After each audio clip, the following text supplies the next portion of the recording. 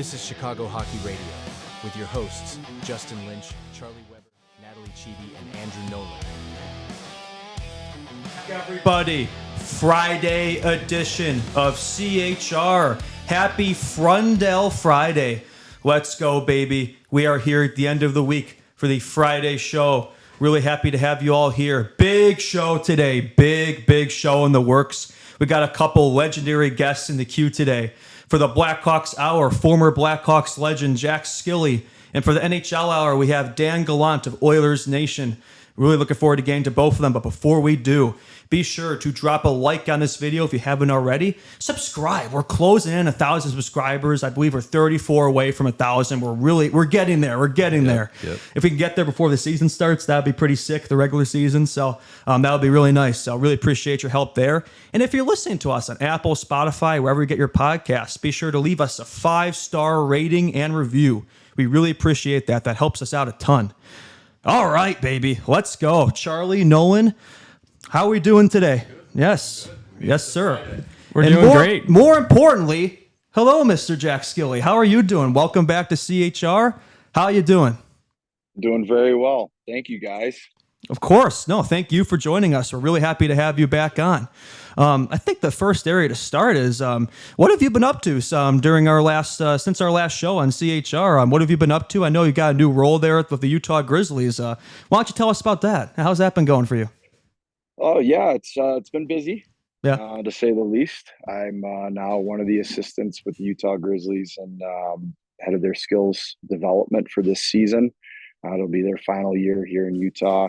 I'm also amateur advisor, senior advisor for what's called APX Hockey, a pretty awesome company based out of Minneapolis that specializes in player development and advising. But we're really focused on the player development side. So we're really excited about that. Really nice. And you still got the Jack Skille hockey school going there too, right? Yeah. Yeah. Yes and no. I may or may not be transitioning out, but I'm not at liberty to discuss that at this moment. Okay, yeah, that's cool. I would say there's one question I'd like to ask you because I'm somebody like myself. Like I know I've sort of thought about the prospects of getting into coaching maybe in the future, not right this second. Do you have any advice for somebody like in like a younger position who maybe would think about coaching in the future, how they get into it, that type of thing? Yeah. Relationships, network, call people. Don't call just for a job. Yeah. The last thing you want is your name popping up on their phone and say, hey, geez, here's this guy calling for a job again. Be relational, be personable, and also study the game. Learn from your mentors, get some mentors if you don't have any, people you trust, and then, put yourself out there and build relationships. Very nice. Very nice. Yeah. How about you, Charlie? Have you ever thought about that? Have you ever thought about getting into coaching? I have a little bit Yeah. in there. Not on the hockey side, actually. More on the lacrosse side. I was looking for a Lax Bro? lacrosse coaching job. Yeah. But I wanted to ask you, Jack, how would you describe your coaching style? Is it, more of a player coach? Is it more of a, more of a hard-nosed coach or more of like a friendly, I feel like what do you feel is best in terms of your coaching style and what you're able to be effective at? Like what really helps you get the most out of the players? Good question. I'd say a couple things to that. I'm adaptable, so I adapt to the athlete. I don't force athletes to adapt to me. But I'm also demanding, but never demeaning.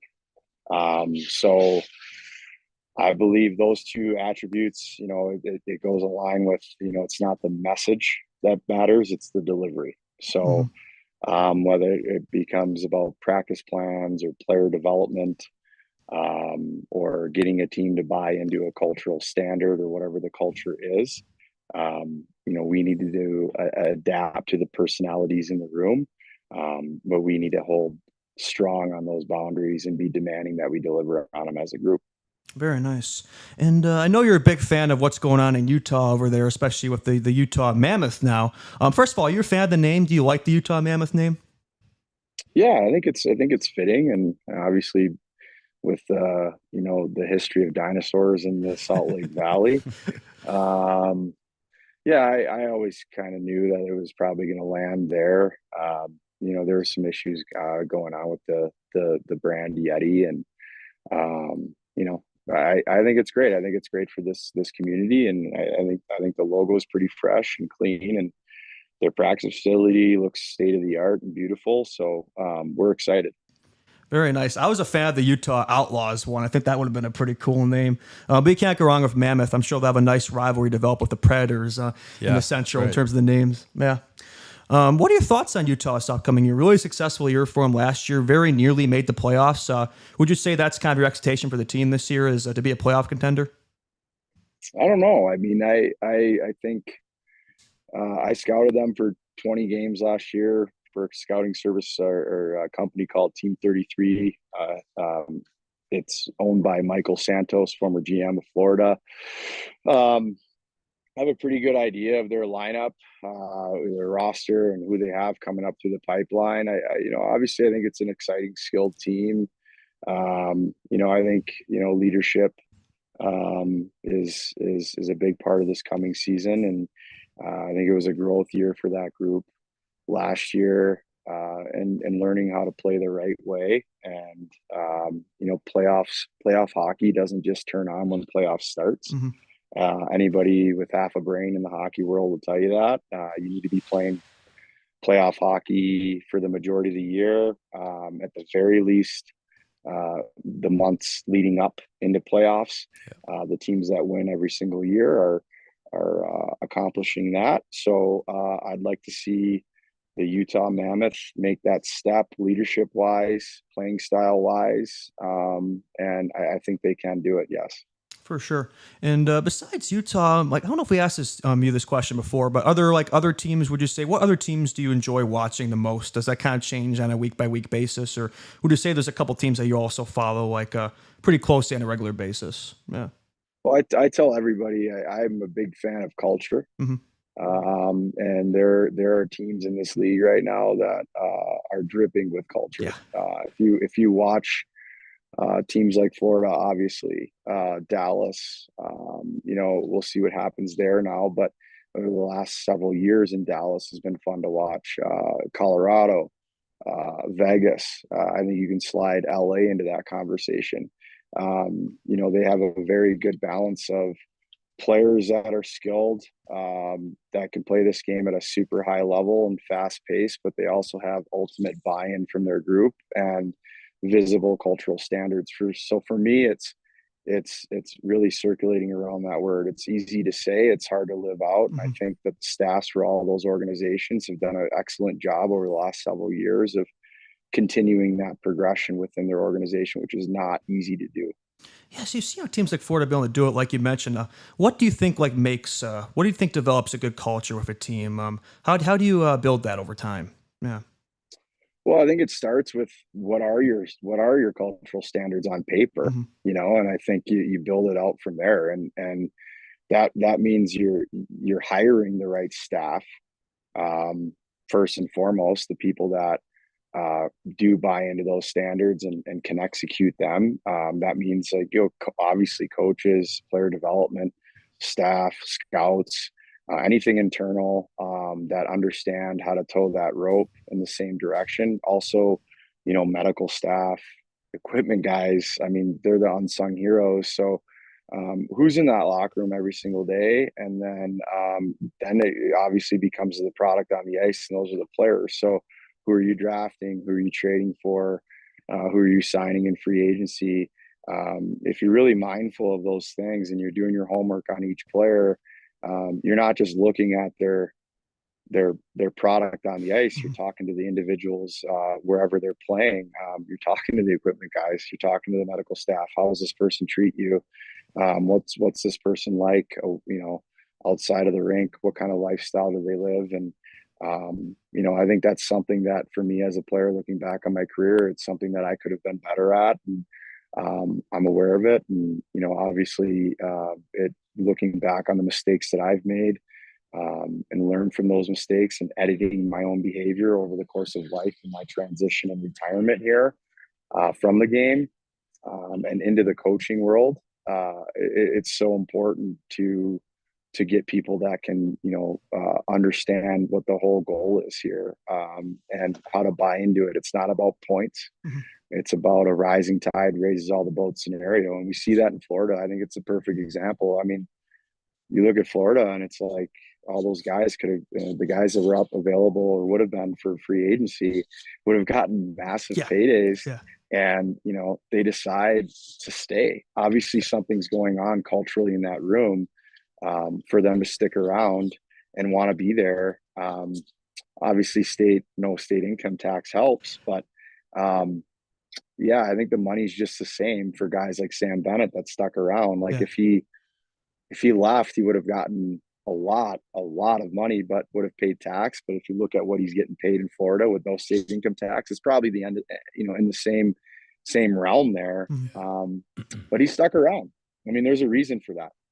For sure. Yeah. Kind of speaking on that, which players would you say that you played with in your career kind of led by the best example? Or say like players that you would say you would try to emulate, or players today should try to emulate in terms of kind of developing that culture?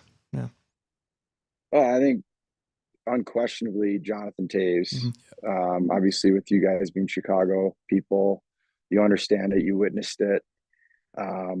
He was a great teammate. He was a great leader. He was demanding, never demeaning. You bobble pucks in practice. You're maybe not having a great practice, whatever. He'd tap you on the shin pad, say, "Hey, buddy, we need more from you right now." It was always encouraging.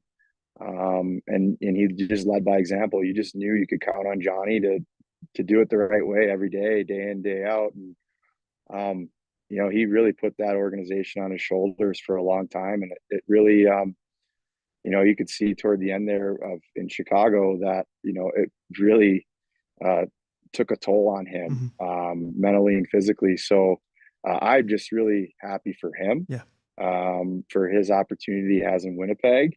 And, I really hope that he finds success there. But that's an easy one for me. For sure. One of the best leaders in the game. We're definitely cheering for him. Hope he can have a successful return back to the game. If anybody can do it, it's him, for sure. I feel like, the whole league, everyone around the league is cheering for him, for sure. For sure. Yeah. I guess on the flip side of that, who are some guys that you played against in your career that, it was just always a grind? It was like, oh, I hate playing against this guy. He's always doing, the hardest worker on the ice, et cetera. Like, who are some of those guys that kind of make it harder to play? I don't know. Like, you don't really know the personalities that you're playing against for the most part, unless you've played with them beforehand. Guys that you knew you were going to have to deal with, between the whistles. You knew they were going to hit late. You knew they were going to hunt for you in open ice, and that was part of their style. Those are the guys you needed to be aware of on the ice, and those are the guys leading up to the game that you're like, man, this is going to be a heavy night. I got to tip my hat to David Clarkson. He's become a buddy of mine, and he's running a great program in Colorado right now with Okanagan. He was always hard to play against, every time he played Jersey back in the day. And then we ended up being teammates in Columbus. You'd always have to worry about Big Buff on the ice, even though I played with him in Chicago. Big Buff was, you need to know when that big man's on the ice. Earlier on, it was guys like Pronger. It was guys like, Phaneuf. Just they were going to find you, and you needed to be aware. So, that's something that I learned pretty quickly playing in professional hockey, transitioning out of college, is you need to know who's on the ice. Ronaldo was one of those players in Philadelphia. You didn't know with that guy. He was a bit of a wild card. If he was going to clip you in a way dirty with his elbow or a knee or something, but he was honest. He fought, so like, those honest players that would find you in open ice was always in the back of your mind. Do you have a favorite moment from your time with the Blackhawks organization? It doesn't even have to be with the Hawks. It could be just throughout your NHL career. Would you say you have like a favorite moment that you look back on? Yeah. Well, I just think being a part of the Stanley Cup run in 2010, seeing how focused those guys were. I mean, obviously I didn't play. I was virtually a practice player every day, just staying ready, staying sharp in case I was going to get a kick at the can. But just being around that level of focus. Obviously, we won a national championship in Wisconsin in 2006. So just being around that type of culture, a championship winning team is always special. But in a Stanley Cup run environment like that, each round it seemed to be a more of a belief, and the more belief you had, the more locked in the group got, and it was really interesting to be around and witness. And it's something that I'll always remember, especially now as I pursue a coaching career or player development, or if I stick with this advisory role for long term and maybe even become an agent someday. I have no idea where this is all going, but there's just a lot of respect for that level of buy-in. It's pretty cool to be around. Yeah. So what drew you kind of into that more management style of hockey? Like, obviously you've been coaching for a while, but what kind of inspired you to kind of go in that type of direction? Yeah. Sorry, rephrase that. Yeah, like kind of transitioning from like, I know you're still coaching, but like, but more to like the management agent side of hockey. What sort of, what inspired you to kind of maybe go in that direction? Yeah. Oh, just a conversation with APX Hockey. Yeah. They called and had a position open. Obviously, I live in Park City. They're looking to expand their brand in the West, and I quite honestly did not want to be an advisor. Yeah. Advisors don't have the greatest reputation in the amateur world. Whether that's because they're not in contact with players consistently enough, whether are they actually living out player developmental standards that I try my best to live at when I'm live with when it comes to coaching players on the ice or talking with them over the phone, or helping them with their developmental paths. But when I spoke with APX Hockey, it was pretty clear that they were not only expressing the words of development, but there's certain ways that they're living it out. And there's certain deliverables that as an advisor we have to hit in order to keep our jobs. There's accountability there. So for me and my clients, like I'm available 24/7. I'm doing video film breakdown with them, NHL reinforcement clips to back it up.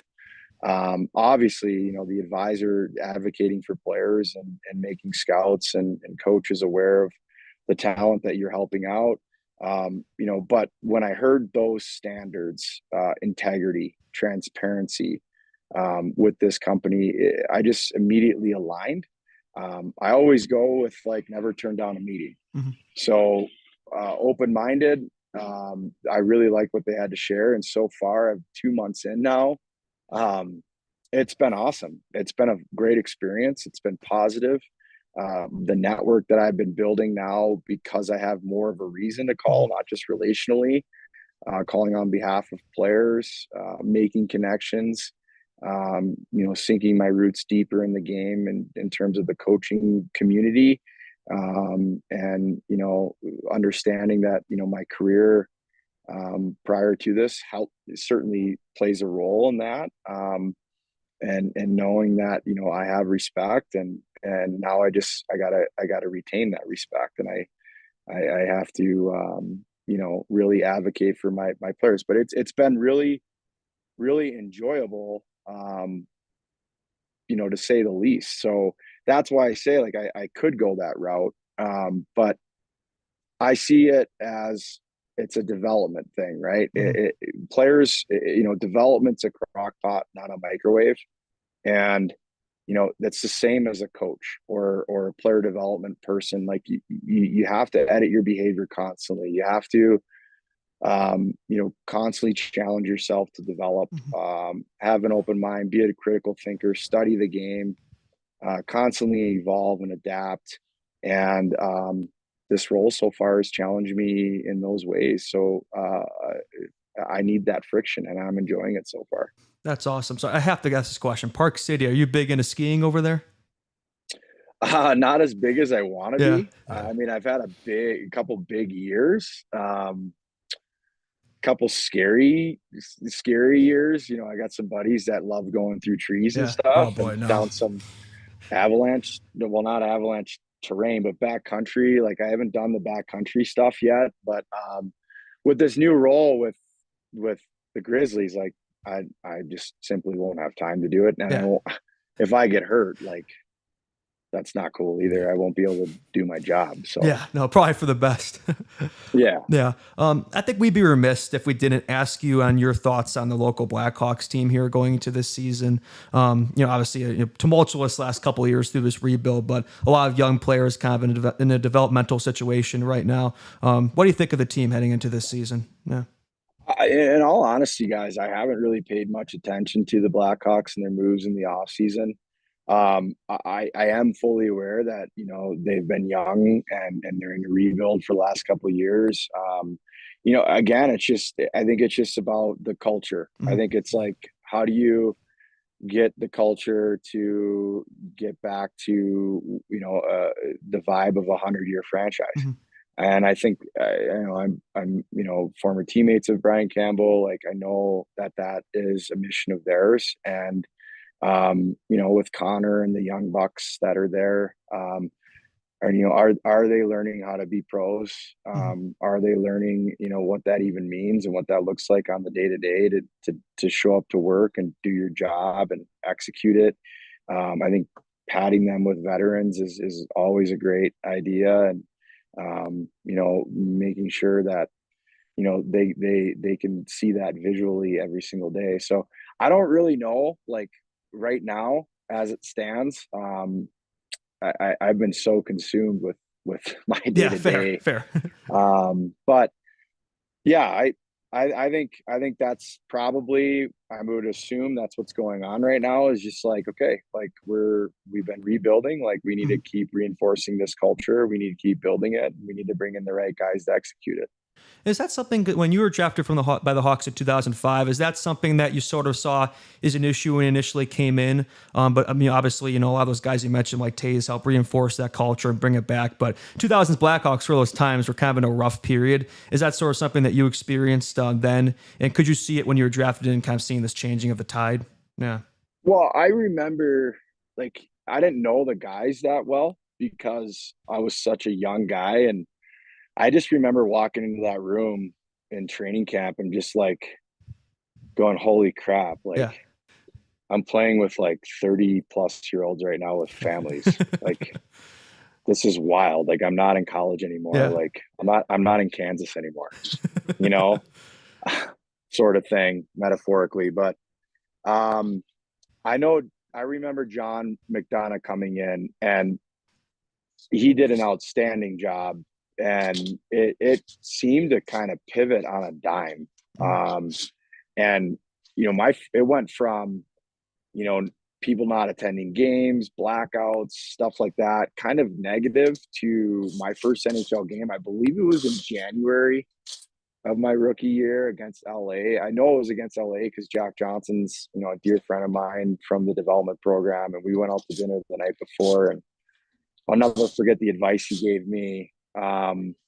But sorry, my dog's Oh no, you're good. outside. But, I get it. yeah, it was a packed house. It was a sold out barn for my first NHL game, which was outstanding. And I just remember thinking like, wow, well, this is different, and it happened pretty quick. And then it kind of just snowballed from there. Yeah, like they were good. I mean, the game changed though. Like the game changed right before our eyes. Like that 87 birth year group, obviously being the first draft after the new CBA, we were in a hotel, like in Ottawa, for God's sakes. We weren't even at a stadium. The rules had changed, the business side had changed. And, it was just, weird, weird in a lot of ways. So I think the organization and John McDonough did an outstanding job of just really flipping that culture around and creating a lot of buzz and excitement in the city. But I mean, that first 3 years, I spent most of my time in Rockford. Yeah. So it wasn't like I was around it a ton. Oh, sure. I think our producer Nolan has a question for you. Yes, I do. Off cam today. Just wanted to ask your thoughts. You were talking earlier about the 2006 national champion Wisconsin Badgers. What are your thoughts on the Badgers this season? I know Hastings is doing an outstanding job again around that word of like really trying to culture around the word culture, and he's trying to get it back to what it was when we were there. We had a wagon of a team. I mean, if you look back on that '06 team, a lot of guys went on to play professionally. A lot of guys went on to play in the NHL. North Dakota was a team that was scary to play against that year. I know they felt the same way about us. And, but yeah, we had this like never quit, no complaining, show up, do your work, but we still had that unity in the room and, hang out outside of the rink mentality. And we were tight, and, we still, obviously you have all these different personalities. Nobody's all going to get along. And I was so young and naive in a lot of ways. And, I've changed since then. But what I do appreciate is we still have a group chat to this day via text. Wow. And, I mean, when you win, like, your brothers for life, whether you like each other in those moments or not, what other personal things are going on, but like we've all grown up, and we're all different people, and we all have, most of us have wives and kids now, and to be able to see that evolution from what we were back then has been really enjoyable, and that's something that I try to express to these young athletes. It's something that I regret not being as mindful of back when I played in my career, but you only get one chance. You don't get second chances with something like that. So I try to reinforce that with my athletes that, hey man, like, you want to play, like, you want to advance, like, win and win together. Like, points come. And when you embrace your role on your team and you focus on the win more than personal points and production, like, the production comes. Sometimes when we focus on the selfish side of, it's my contract year, I need to have an X amount of points, I need to get my cookies every single night, the game tends to avoid you. And next thing you know, you're not being extended by a team that misses out on the playoffs. And that's almost a career destroyer in a way. Would you say that's your favorite part about the game, is the camaraderie in the room, like being in the locker room with the boys and kind of developing those relationships? Yeah. I mean, it's really tough. But it's a huge part of it, that bonding in the room and what that looks like, today versus what it used to look like. But, it is such an important part. Like, you need to fit into that room, and you need to understand your role, and you need to be, outside of yourself to get to that point, and realize at times that, hey man, like, this is something bigger than me. This is something bigger than us. Like, we, and when you get to that point, like, yeah, it's the best part. Like, when you're part of a culture like that, winning cultures that are constantly in the hunt, like, that makes time fly by. It reinforces the love of the game. But when you're in a culture that's just not, no one's having fun, nobody cares, I'm just going through the motions, that's a long season, and nobody wins in the end. Charlie, you got a question? Yeah, you were talking about, Justin's question about the camaraderie, about the guys in the room. I was just kind of wondering, I know obviously you keep in touch with the Badgers team, but are there any Blackhawks that you kind of have grown close to over the years from your playing days there? I mean, yes and no, like, not really. Like, I'll, every once in a while, Adam Burrish. I mean, he was part of that 06 He seems like team. a funny guy. Yeah. Jake Dowell, again, like, 06 guys were tighter that we played. I think I played with Dowell we were talking about it. I think we played together for, I think 10, 11. 6 years. Oh, wow. Him and I were we played with each other the longest out of anybody in our entire careers. We were talking about that. So, you know, D-Rod or Dalsy, like obviously the nicknames, but, we keep in touch. Bursch and I keep in touch. I always check in with him. He's doing some pretty cool things for the Badgers, the University of Wisconsin right now, and helping out the Badger men's hockey team behind the scenes with some things.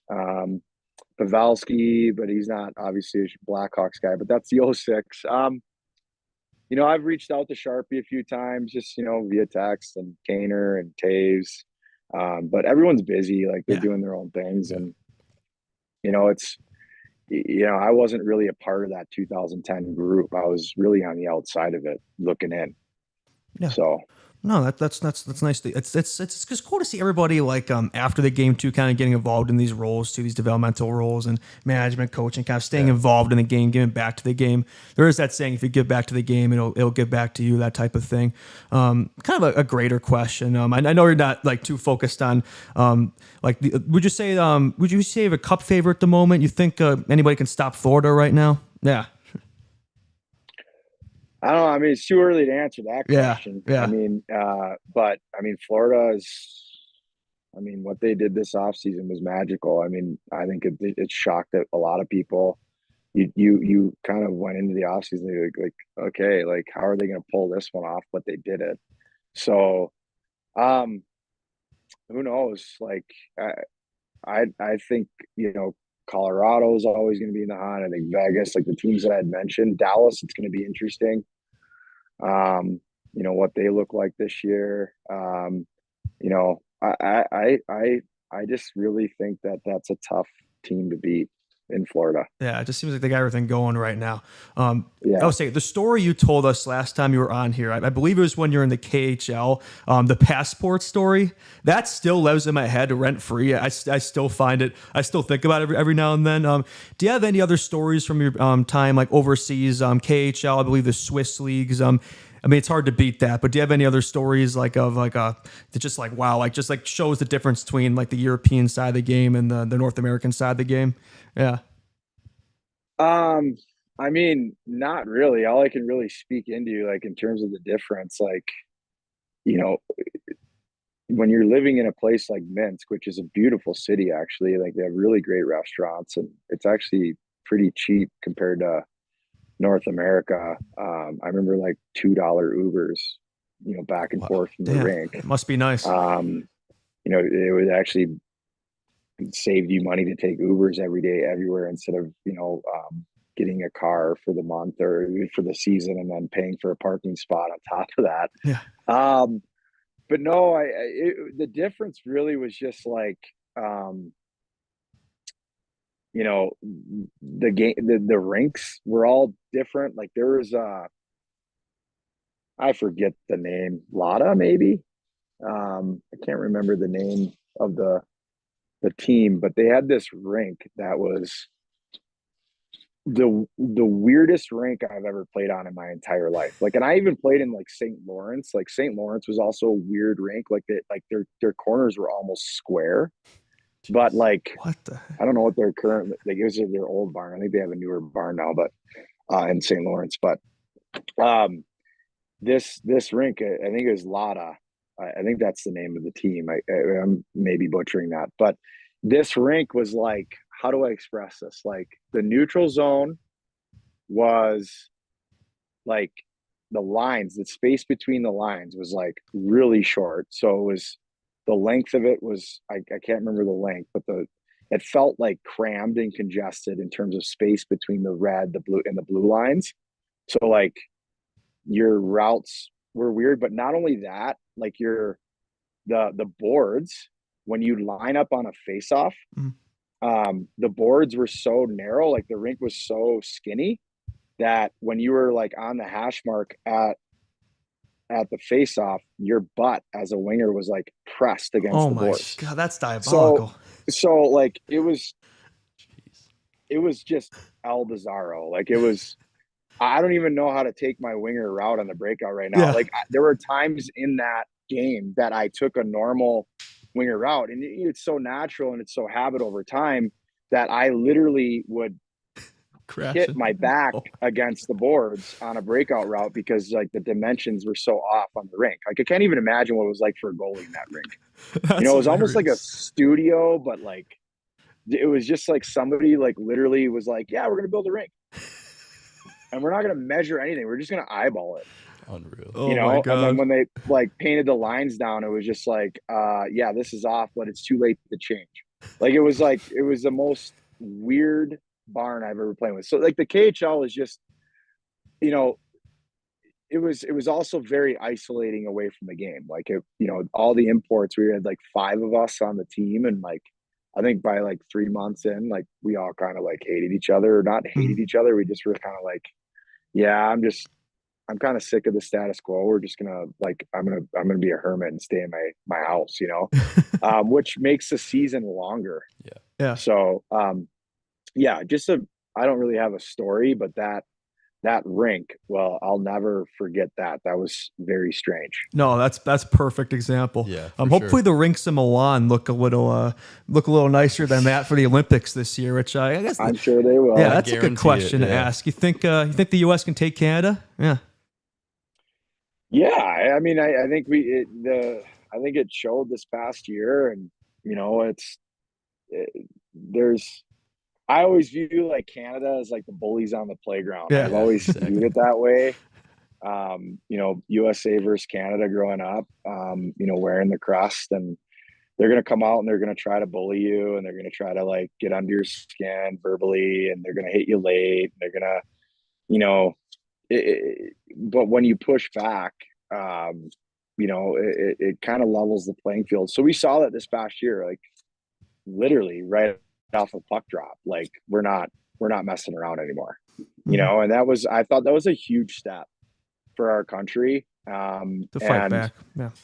to fight back. And I think it's exciting. I believe World Juniors is in Minnesota this year. That's right. So yeah. like, that's huge too. Yeah. So I really think like USA Hockey is really making some big leaps, and consistently every year. And then I mean, Sweden, holy crap, you know, Sweden and Finland and Switzerland, like, It's a lot you of know, the depth. game's growing. Yeah. Yeah, there's a lot of depth on the planet right now. For sure. Yeah, I don't believe we asked you about your own team going to this season, the Utah Grizzlies. How do you feel about where they're at and what they can accomplish this year? Yeah. Well, I think looking at it on paper, we've certainly improved in some areas.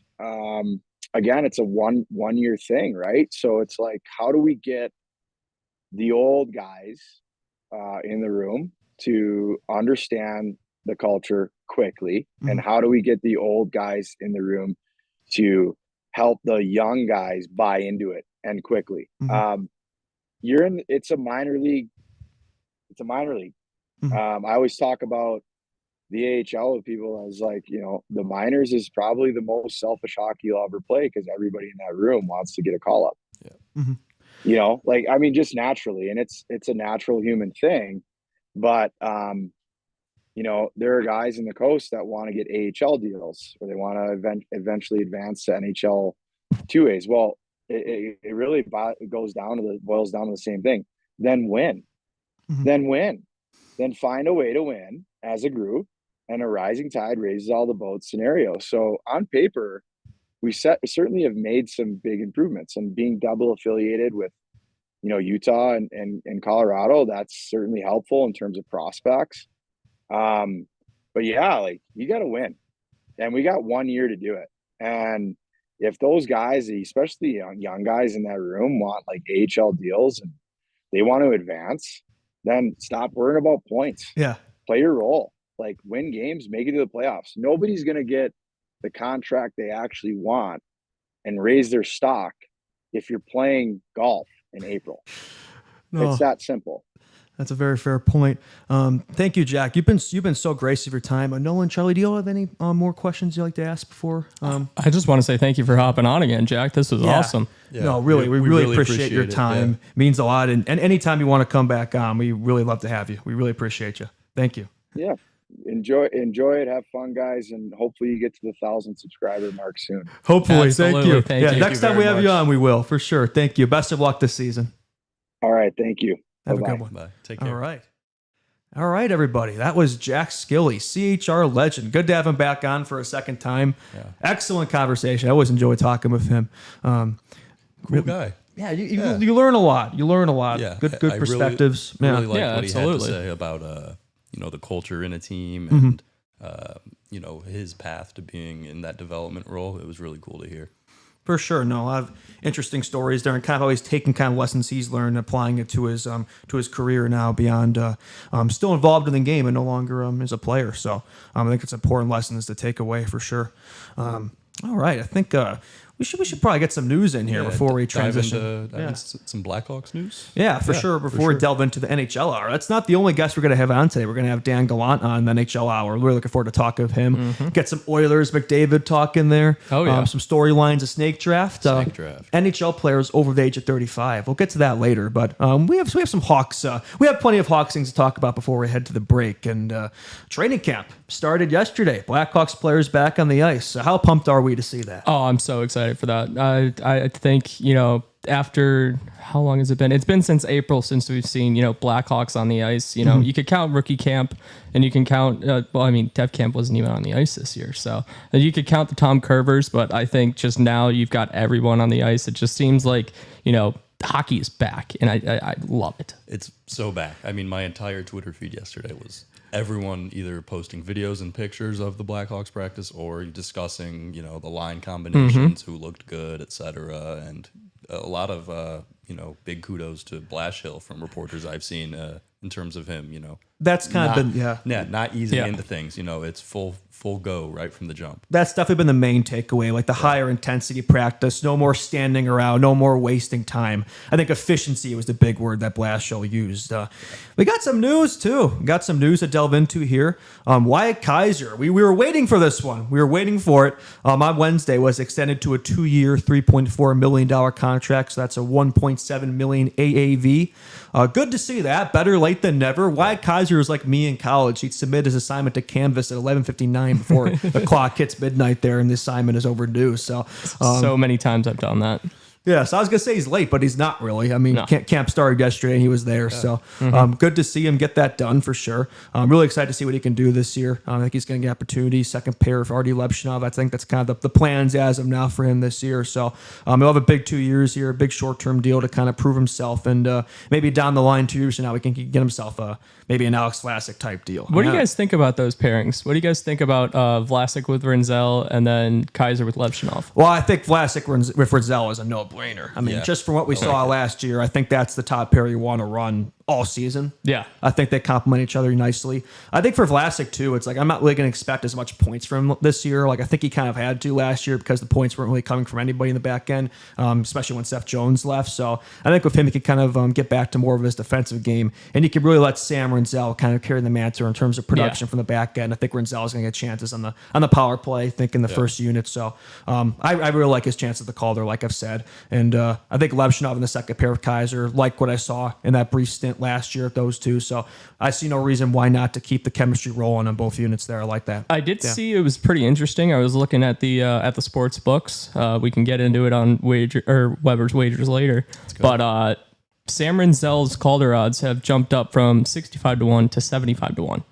Really? Yeah. They've jumped up. They've jumped up. How about Rinzel? Is he still in the same plane? That was Rinzel. Oh, Rinzel. Sorry, I mistake there. Rinzel. Lepshinov. I could do a little research on Lepshinov right now. Okay, interesting. Yeah.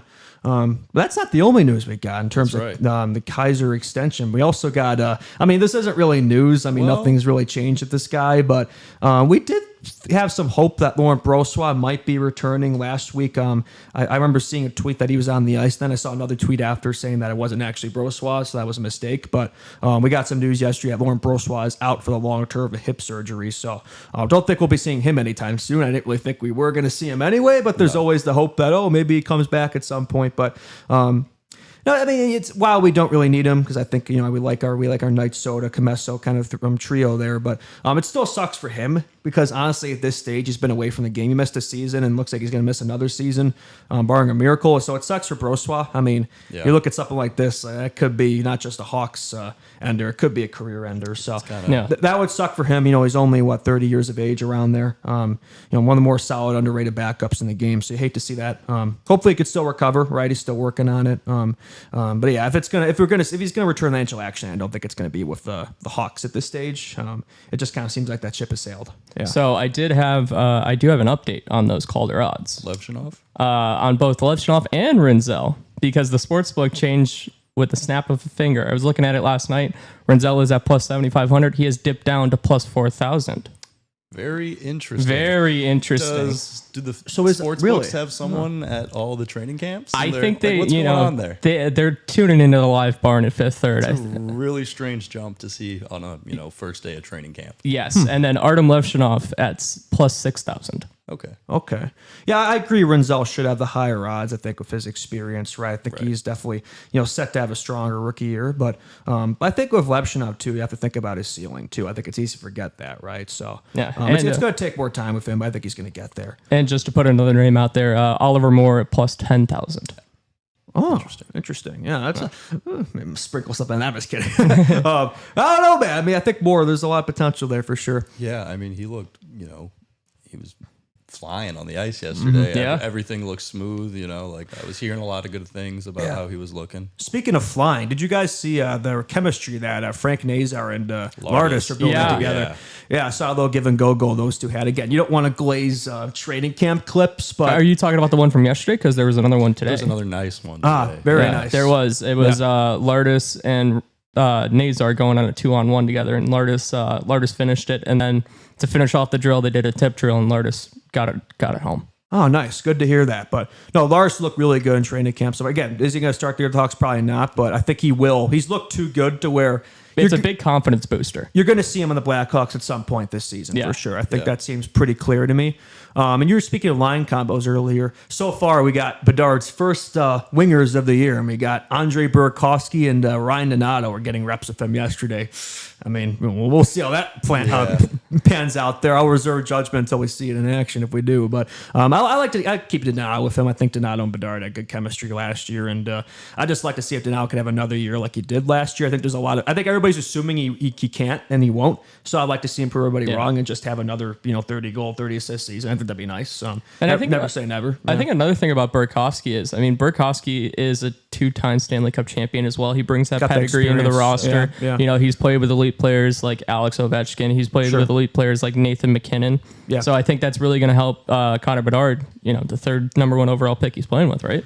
Yeah, for sure. I don't hate that logic at all. No, not at all. I mean, Donato, people are saying, he's going to have a steep drop off in points. But, if this is the line we see, if he's with Bedard most of the year, I could see him putting up 50 points. Yeah, he could, easily. 62 last year. 62, 31 goals, 31 assists. So, I could see him reaching 50 as a line mate of Bedard. Yeah, speaking of Bedard, did y'all see the goal he had in training camp yesterday? Just like Gavin McKenna. I mean, it's not exactly the same move, but it's pretty similar. I like to think he watched some tape and thought, if my cousin could do it, I could do it better. Again, just training camp, not an actual game. But my guy, I don't want to glaze training camp clips, but he generally looks quicker. Yes. He just looks like he has extra jump in his step. And I watched his interview too yesterday. I watched all the interviews, but the Bedsy one too. Again, I don't want to be that guy who's like a psychologist, but just his body language just seems so much more positive. It just seems calmer. You could just tell he has a look in his eye of confidence and aura going to the season. I definitely agree. He just seems more laid back. He does. Not so, stressed, I guess, by serious. The questions being asked. He was very, forthcoming and willing to talk and even joking around when they were asking about an extension yesterday. We do have the clip if we want to bring it up. Sure, let's bring it up. Yeah. We got it? Yes, we do. Give me a second here. All right. But I think, there's no reason to panic, obviously, given his answers and just given the situation that we're going into this year. There's no cause for, panic like everyone has been. Panic with what? With the Bedard contract. Oh, sure. Yeah, I figured that's what you're referring to. That's kind of what they were asking him about yesterday. when something's going to happen, and he's just not worried about it. Yeah, he said he was feeling pretty chill about it. Yeah, let's bring it up. All right, let's hear him. Okay, technical difficulties here. We will make sure that we get this going. Well, I could just speak. to that, I have the quote here. I like this quote especially from Bedsy on the Hawks. This is quoting Bedard. "We can fly. We've got some of the fastest guys in the league. You've got to play to your strengths, and probably our biggest strength is our skating. We're young, we're energetic, and we're going to hound teams." And you could tell Bedsy like he's working on that dynamic too, where it's like, there's a lot of young guys around him who are honestly better skaters than he is, and you could tell he's been working on his skating a lot over the offseason. And now he's gonna be able to hang at those guys, you would think. Yeah. So, again, is that Bedsy's game skating? No, but I think he can make it his game. I think he can make it a part of it. Oh, I think he could become a complete Swiss Army knife. He's already got the playmaking, he's already got the shooting. He's already got the hands, he's got the passing, right? Yeah. So then why don't you add a little bit of speed into his game? And It's I think really that's just the speed. Like his skating, his edge work has always been impressive with Bedsy. His edge work has never been an issue. It's more just the speed, the acceleration, the top speed, and he's gotten better from that standpoint. Again, he doesn't need to have that blazing speed as long as he's a step quicker, which he looks like he's a step. Again, it's hard to say in training camp whether he actually is. We'll see in the games where that's the case, but he visually looks like he's a step quicker. Yeah, so, you got to see it against guys like Cale Makar. You don't want to see it against guys like Nolan Allen, who probably won't be a full-time NHLer this year. Right. Yeah, I think that movie poll was on Kevin Fitzgerald, who's a Rockford defenseman. So, say what you will about that. Yeah. But to reference the contract discussions, this is actually Davidson, not Bedard, but quoting Davidson here, it's nothing we're actively working on right now, but I have zero concern about where that's headed. He wants to be here for a long time. We want him here for a long time. We're going to make that happen. So, yeah, there's no rush. And like you said, Bedsy's feeling pretty chill about it. He's a chill guy. So, it'll get done. I'm not concerned about it. There's going to be, I could promise you that, especially depending on how the year goes, standings wise and points wise, like there's going to be media talking points and speculation around that. But until a pen is put to paper, not just with Bedsy, that's going to be a thing of guys like McDavid, and Kirill, etc. That's always going to be a talking point. But everything Bedsy said has been nothing but positive, and I have no reason to believe anything else. So and I'm he not worried had a about little bit of personality when he was asked that question too. He was like, "Oh yeah, 3 for 3 on interviews asking about my contract." Oh yeah, was that Bedsy or McDavid? No, that was Bedsy. Yeah, That it was Bedsy. Yeah. But Okay. I just wanted to add, Yeah. very related to that, Jack Hughes had a very similar comment when he was asked about his off-season training and what he worked on in his preparation. Oh, I saw that. Yeah. And he said, well, this is the second time you've asked that this media scrum, so we're done with that question now, right? But it was a little you could tell the repeat questions definitely annoy these guys. I mean, it would me too. Like, I understand it because everyone wants their own quote for sure. And I think another Davidson quote we should get to here. This is Kyle Davidson, the Hawks' expectations this year. He said he expects the Blackhawks to take a step forward this year. He also said if there's a situation where a young player is outperforming a veteran, then that should merit a young player playing up the lineup, which I think that's a big part of why he didn't do much this offseason, to kind of leave those slots open and let the young players compete for him. Yeah. So he said that last year, right? Last year he kind of said, we want to take a step forward. It didn't happen, but 75% of that roster wasn't real Blackhawks, and this year I'd say it's the reverse. So I think there's a better chance that happening this year. Again, the young team though, and we'll see again point standings wise. I don't think that's really what's most important. I think as long as it's your young core players steering the ship, that's what's going to be most important.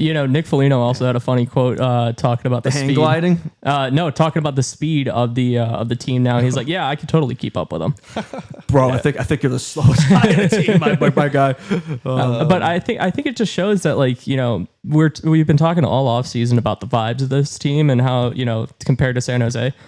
You look at the media scrums yesterday, the vibes looked awesome. It looks good to me. They looks good. We just got back. I think everybody's in a good mood when you just get back to work for the first time over the compared summer. to when you're bottom of the standings in January. It's back to school day, right? It's a little easier to wake up with a smile. There's no stress right now. Right. I mean, maybe stress for the guys who are trying to fight for a spot. Bedsy's not amongst those guys, and nor are those core guys like Foligno. So I'm sure they're feeling pretty chill right now. A couple guys I'd say where there's definitely some pressure on them, and we talked about in the show is Lucas Reichel and Kevin Korchinski. I'd say for both of those two, especially Reichel, Davidson basically called it a spade of spades. Like, this is a prove it camp for those guys. Yes. Yeah. Shout out Natalie. Shout out Nat. Nat is not here, but She's not here to push back on her rival. But we're doing it for her. By the way, shout out to Natalie. By the way, she's working Riot Fest this weekend, so we hope that all goes smooth. Yeah. Yeah. No. Hopefully that's going well for her, and yeah, no, for sure, that's great for her. So yeah, I just wanted to give a little shout out to Nat there. I think we'd be remiss if we didn't say her quote, Lucas Reichel, the man that you are. The man that you are. Yes, sir. Hopefully year 3 is a charm for him. Yeah. I wanted to ask you guys a question. Yeah. I mean, what I've seen, I mean, this Hawks team could, there's a big range of finishing positions. Yeah, It could be 7th, it could be 5th. We don't know what we're going to see this year. Mm-hmm. Who do you think is going to have more points? Connor Bedard's point total or the Blackhawks point total? Ooh, Betsy. I think here's my rationale. I think Betsy's not going to have another 60-point season. I could confidently say that. Even if he did, he might still have more points. I would say if Betsy had a 60-point season, he probably had more points than the Blackhawks did. Yeah. I think he's going to be a point per game this year, so around 80-something points. I'd like to see him do more, but I think a realistic total for him is high 70s, low 80s. So we'll call it 80. Yeah. The Hawks are not going to put up 80 points this year. Best case scenario, maybe they're around that, but realistically, this is probably like a 70-point team over under 70.5, something like that. So yeah, I'd say Betsy. Honestly, I hope Betsy. If the Hawks have more points than Bedard, then unless they're a playoff team, that's not good. Yeah. Agreed. Yeah. Probably Bedard. Yeah. All right, you got any rationale to that, or? I mean, the Hawks, I agree with Justin. I'd set the max points at this point, just without seeing anything, at about 72 to 74. And, I could see Bedard nearly putting up a point per game season if he stays healthy. So, anywhere in that 75 to 80 range is kind of where I'd put him. Okay. That's fair. So, yeah, like a little bit of an edge for Bedard in terms of that. Yeah, I think I'm in agreement with both of you too. I just think that, what we're looking at for this team, I mean, it all rests on Bedard and Nazar and the development of the young guys. I think, if you're seeing Connor Bedard get a point per game, you're looking at maybe like a 75-point team. I mean, if he goes, let's say, all bets are off, he puts up 100 points, then you're looking at like an 85-point team. So I think, Connor Bedard is this team. Connor Bedard is the one guy you want to see perform. I mean, there's a lot of guys you want to see perform. Nazar and, Rinzel and Lev Shanov. Go down the list. Yeah. Exactly. But I think if this team, it all depends upon what Connor Bedard's able to do. If Connor Bedard lives up to the expectations that the three of us have. He's going to drive the ship. Yeah, the captain goes down with the ship. Yeah. Yeah, he's not the captain yet, but he probably will. It's a foregone conclusion. He'll be the captain of this team next year. Yeah, for sure. I think so. I think too, a lot of it's going to come through that young defense. I like this quote from Blashill on the Blackhawks defense. It will definitely be the youngest D-core that I've been a part of in the NHL, but it's a very talented group. Talented in a way that I think translates to success. They're extremely big, extremely long paws, extremely good skating. They're not like a bunch of guys who just beat people one-on-one. They're efficient in their games. But I will say, I listened to a lot of Blashill. Like, this is the most stereotypical coach I've ever seen. He's a teacher who happens to be a coach. I mentioned this before in CHR. He reminds me a lot of my old Blacks coach in high school. He has the exact same type of aura about him, the way he speaks, the way he talks. He's a good speaker. Interesting. I just hope it translates to the messaging. But so far, I'm liking the execution. Right? Again, we're only 2 days in, but the vibes and the training camp clips. Again, some of that might just be the fact that it's a new staff. So players probably want to make a good first impression on the new staff. I think that's probably a big part of it. But not just Blashill, the whole group around him, Bellucci, Pekka, even Anders. It definitely seems like the stakes have been raised. Expectations are higher this year, and the standards just seem to have been raised. This is a real staff coaching this team, right? Yeah. I'm not saying it's like a Jack Adams staff or anything, but at the very least, it's an improvement upon the staffs we've had since, which since Q we haven't really had a good one. So Jeremy Colleton. Don't say that name. Don't say that name. Although to be fair, I would not be in this position if not for Jeremy Colleton. The real ones know the lore there. We can get into that more on another date. Did Jeremy Colleton get fired today? not today, but 4 years ago. Yeah, those were the days, man. Those were the days. Origins of B-Hawk memes. It's true. That is the origin of it. It was that awful start to the 21-22 season. They were where we went winless in the first 10 games. We went 1-9-2, and there was other stuff going on too. That was a rough time, but those are the dark days. They're behind us now. And another Blashill quote. This is his rationale for playing Burakovsky and Donato with Bedard. I said Burakovsky is really good at bringing pucks up through the neutral zone. I think he could play off of Connor. There's a give and go component to his game. So there could be a good match there. And then he said Donato is a good scorer. I mean, we knew that. Thanks for the the analysis there. He said something like, "Oh yeah, I saw in the tape that Bedard's as good a passer as a scorer." Like, yep, yeah, we knew that, but no, I appreciate that. Again, we'll see how it looks in action. I'm sure that we'll get some reps in preseason. I'd say normally the lines you see, in training camp, or at least the lines you'll see like the first preseason game. So I imagine, then that's coming up Tuesday actually against is that the Blues or the Red Wings? I believe it is the St. Louis Blues. The 23rd. Yeah, and we got some preseason action this weekend too, not for the Hawks, but around the NHL. So hockey is truly back here. Training camp is back, and preseason hockey is back too. So a lot to look forward to there for sure. Absolutely. Did you guys catch the Wyatt Kaiser media availability? The yesterday. Oh, he had a good quote on that actually. Yeah, I think I got that here. He was and he was also just like, I just want to throw this out there. Compared to all of the hockey players that I have seen take interviews, he was like the most I don't know what the word is. Just like relaxed, not like I don't want to say eloquent with his words because that sounds like so a fancy, philosopher. but he was very, very well spoken. Like I didn't hear like a single like stereotypical hockey answer. I guess that Minnesota goal for education really pulled through there. Right? Yeah, no, I thought it was a nice change of pace to hear him. Absolutely, being very insightful. I just don't hear that a lot. We got a good quote from him actually, Kaiser, in the contract negotiations. This is pretty funny. Quoting Kaiser. You want to finish the game in the third period, but hey, if you went to overtime, we got the job done. We both wanted the same goal. They wanted me to play for the Blackhawks. I wanted to play for the Blackhawks. It was just business. So they got the game finished in overtime. So better late than never, like I said. And excited to see what he could do this year, right? Just to get that. I'm glad they got it done now. There's no holdout, no distraction for him. Like he should be totally focused on the game now. Got a nice little bump. I mean, $1.7 million. That's not nothing. That's a pretty solid pay increase there. And he has his next 2 years to really make the bank in 2027. So we'll see how that goes for him. And one other note on training camp, I think the Foligno story hanging out the young Blackhawks. Oh, that was awesome. That was pretty amusing. He was like kind of hesitant to mention the cliff diving. And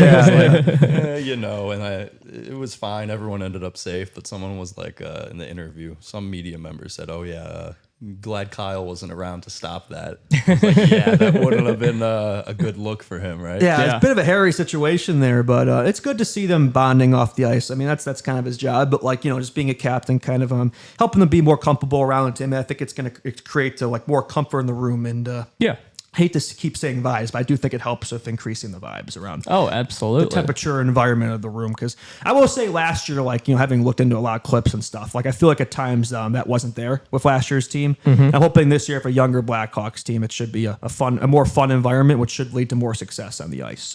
Hopefully. I think the youth overall just brings fun in general when these rebuilds are happening. The more youthful talent you have, I just feel like that's bound to bond good culture from that, no matter what. Yes. Like, even if the success isn't there right away, I just feel like that gelling of younger guys is going to take you far in terms of culture.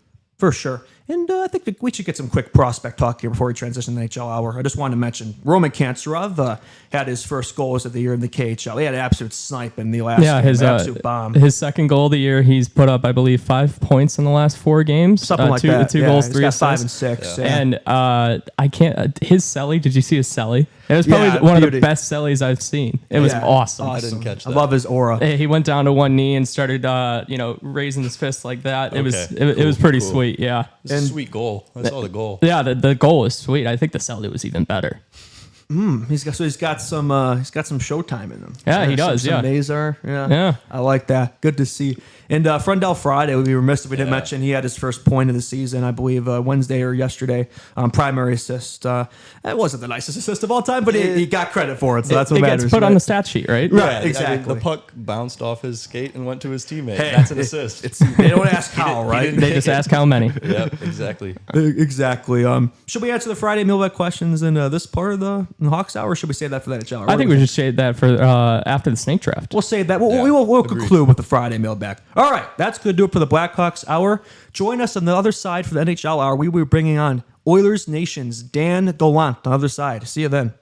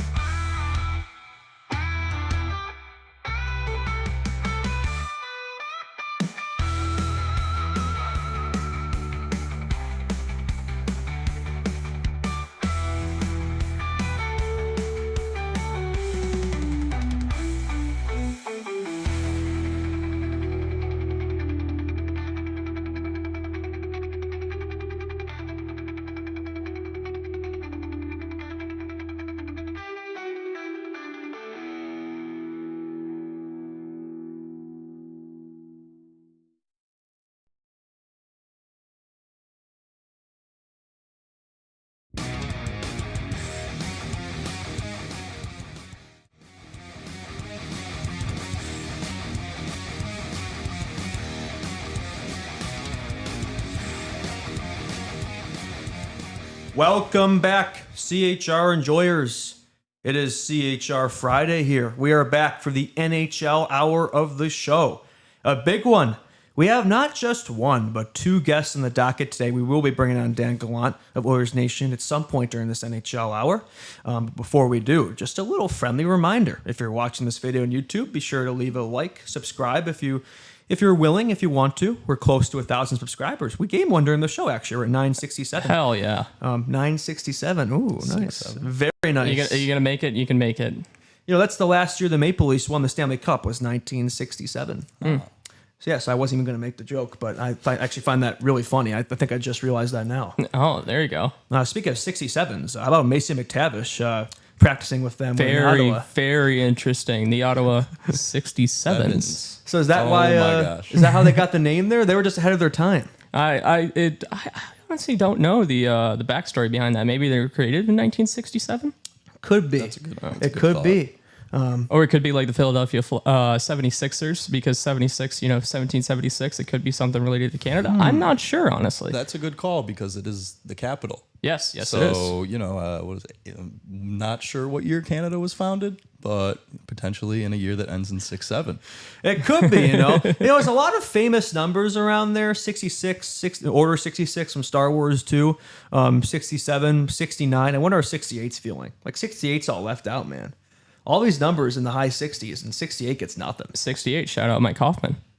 Wow, so that's what's most well known for. I mean, that's just the 68 that just pops into my head. That's interesting. I mean, it's better than nothing, right? Yeah. I mean, oh God, no, oh God. What's up? I forgot Jaromir Jagr. Yeah, I was Right. like, what is I this? was going to That's say really the first one. He's probably, I'd say Jager's probably probably more well known than Mike Hoffman. I would say. Debatable, right? Yes, we can debate that sometime. I think. Yeah. Yeah. But yeah, interesting with McTavish. I saw on Twitter his dad works for the Ottawa Senators, and I've seen a lot of people speculating about a trade to the Senators. That would be interesting. He's practicing there in Ottawa while the contract holdout's going on. There could be something there. I mean, do they still need a 2C right now? I mean, they got Stützle at the 1C. Well, we're checking. I mean, you got Claude Giroux, but who knows what Claude Giroux is going to do? I believe Ridley Gregg is also in that mix.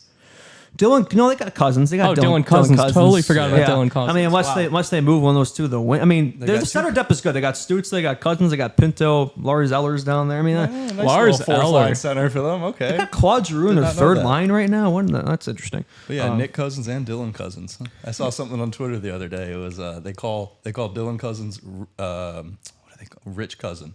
Oh, poor okay. cousin. Okay, interesting. Very interesting there. Yeah, I'd say I wouldn't say that's the biggest news of the NHL hour today. I think we'd be remiss if we didn't bring up Los Angeles Kings legend Anze Kopitar. This will be his final season in the show. He will be retiring after the conclusion of this 25-26 season. Even as a 2010s Blackhawks fan, and the Kings obviously is there's a tough loss there in 2014 that Kopitar is a big part of, but big rivalry there. But you gotta give him his flowers. One of the best players in the modern game. Second best player from the 2005 draft after Sidney Crosby. One of the best two-way players in the game. Selke winner. Done it all. Over 1,000 points at the Kings. I also saw this that was very interesting. He is only one of two NHL players to play come from Slovenia. That's right. Yeah, easily Slovenian's best NHL player of all time. I mean, who's the other one? I didn't even realize there was another one. I thought it was just him. A little bit of research on this. I'm pretty sure it was just him. We'll wait for your answer there, but that's an interesting stat there. Yeah, Kopitar, leader in games played for the Kings, won 2 Stanley Cups with the Kings. Is he the best? Is he the best King of all time? He's not the best player to play for the Kings. They Gretzky, Dion, Robitaille, but I would say he's probably. I mean, there's an argument there. I mean, there's Drew Doughty. I'd say quicker in the conversation too, but I have found my research. What's the answer? Second Slovenian player.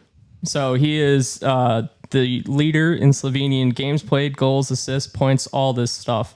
Second on this list is Jan Mursak, who is a 6th-round pick in 2006 by the Detroit Red Wings. And then third guy is Greg Kuznick, who only played 1 game in the NHL. Huh. Very interesting. Drafted in the 7th round by the Hartford Whalers in 1996. Wow. Hartford. Yeah, I'd say those guys don't quite stack up to Anze Kopitar. Not quite. I've been to Slovenia. Fun fact, actually, I've been there. How was it?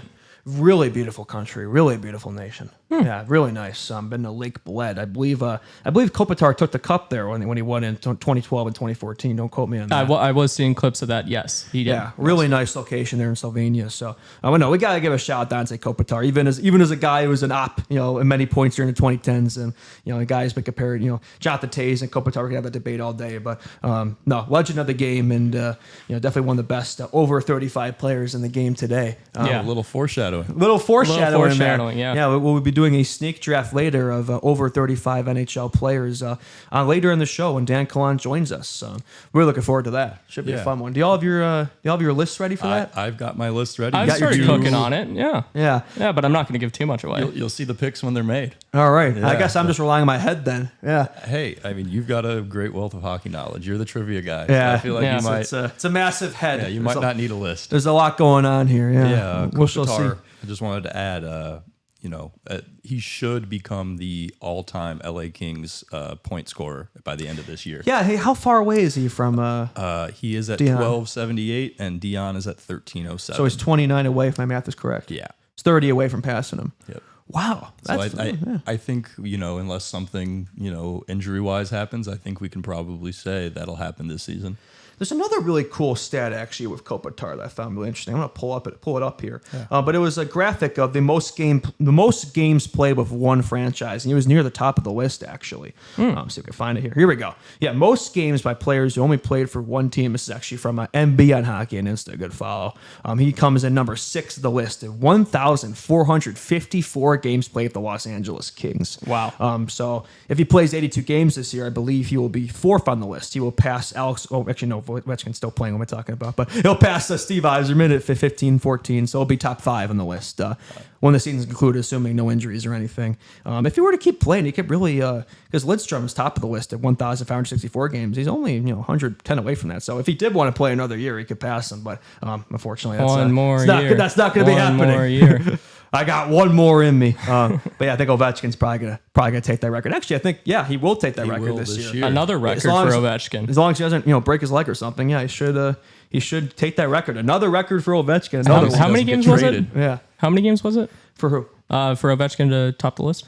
Well, he's at 1491. Lidstrom's at 1564. So what is that? 64, 973 away. He's got to play, most of the season. Yeah, so he's got just don't get injured. Yeah, and right.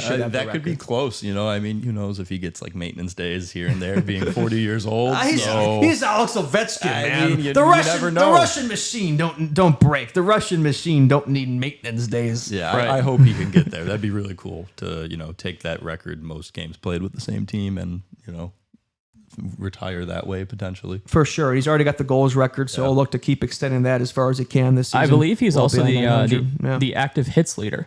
He is. He's the active hits leader. That's correct. He can do it all, man. Alex Ovechkin can do it all.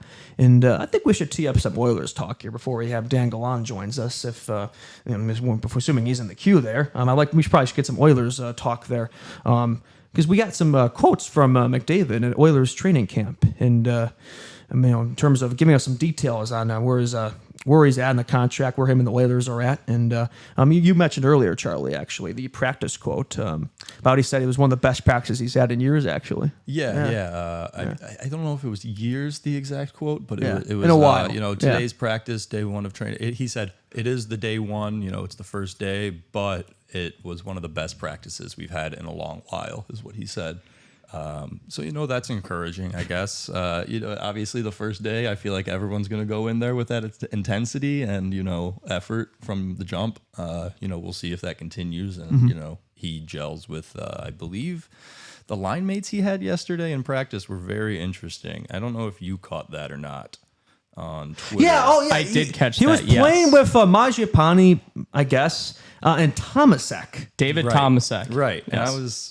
What is going on here? I know Mangiapane well, but new addition. I think Mangiapane could be a sneaky addition. Actually, he had was a bit of David Tomasek last season and played for the SHL in Farstad. Had 24 goals, 33 assists for 57 points. Yes, in 47 games. He could be the Dominic Kubalik of the Oilers. You know how much Stan loves signing his European guys. So in other words, he's going to do nothing this year because he already peaked. No, not in his rookie year. I mean, his rookie year, Dominic Kubalik put up 30 goals in a COVID-shortened season. I see what you're saying. So he's going to go out this year and then he's going to disappear. Yes. Fair enough. Okay, I got you there. I got you. I know Kubalik's one of your favorites.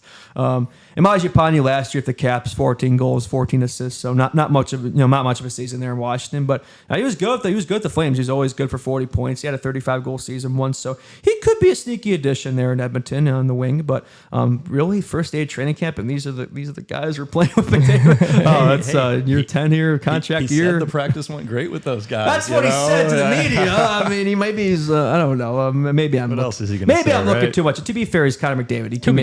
He can make a rock look like a Hart Trophy winning player. So, credit to him. That's what generational players do. They elevate the guys around them. So, I'm looking forward to getting Dan's input here in terms of if he's still confident when McDavid resigns there. I know last time we've had him on the show, he stated that, but a lot of things have changed since then. I don't know if you guys listened to 32 Thoughts with McDavid and Friedman and.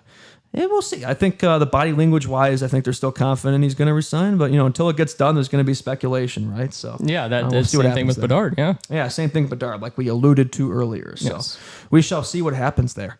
But until then, I think how about more jersey talk?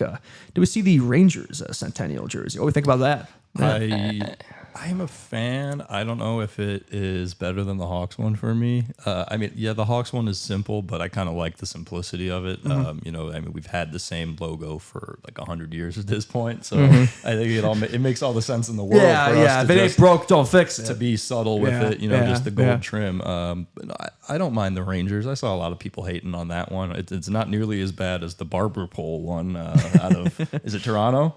Montreal has the barber poles. That's right.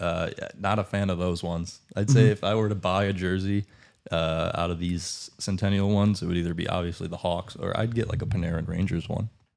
Yeah, no, for sure. I would say of the Centennial jersey, I hate to give them credit here, but I would say the Red Wings have the top ones. I would say. I mean, you can't really go wrong with those. So I would say it goes Wings, Hawks, and then Rangers number 3.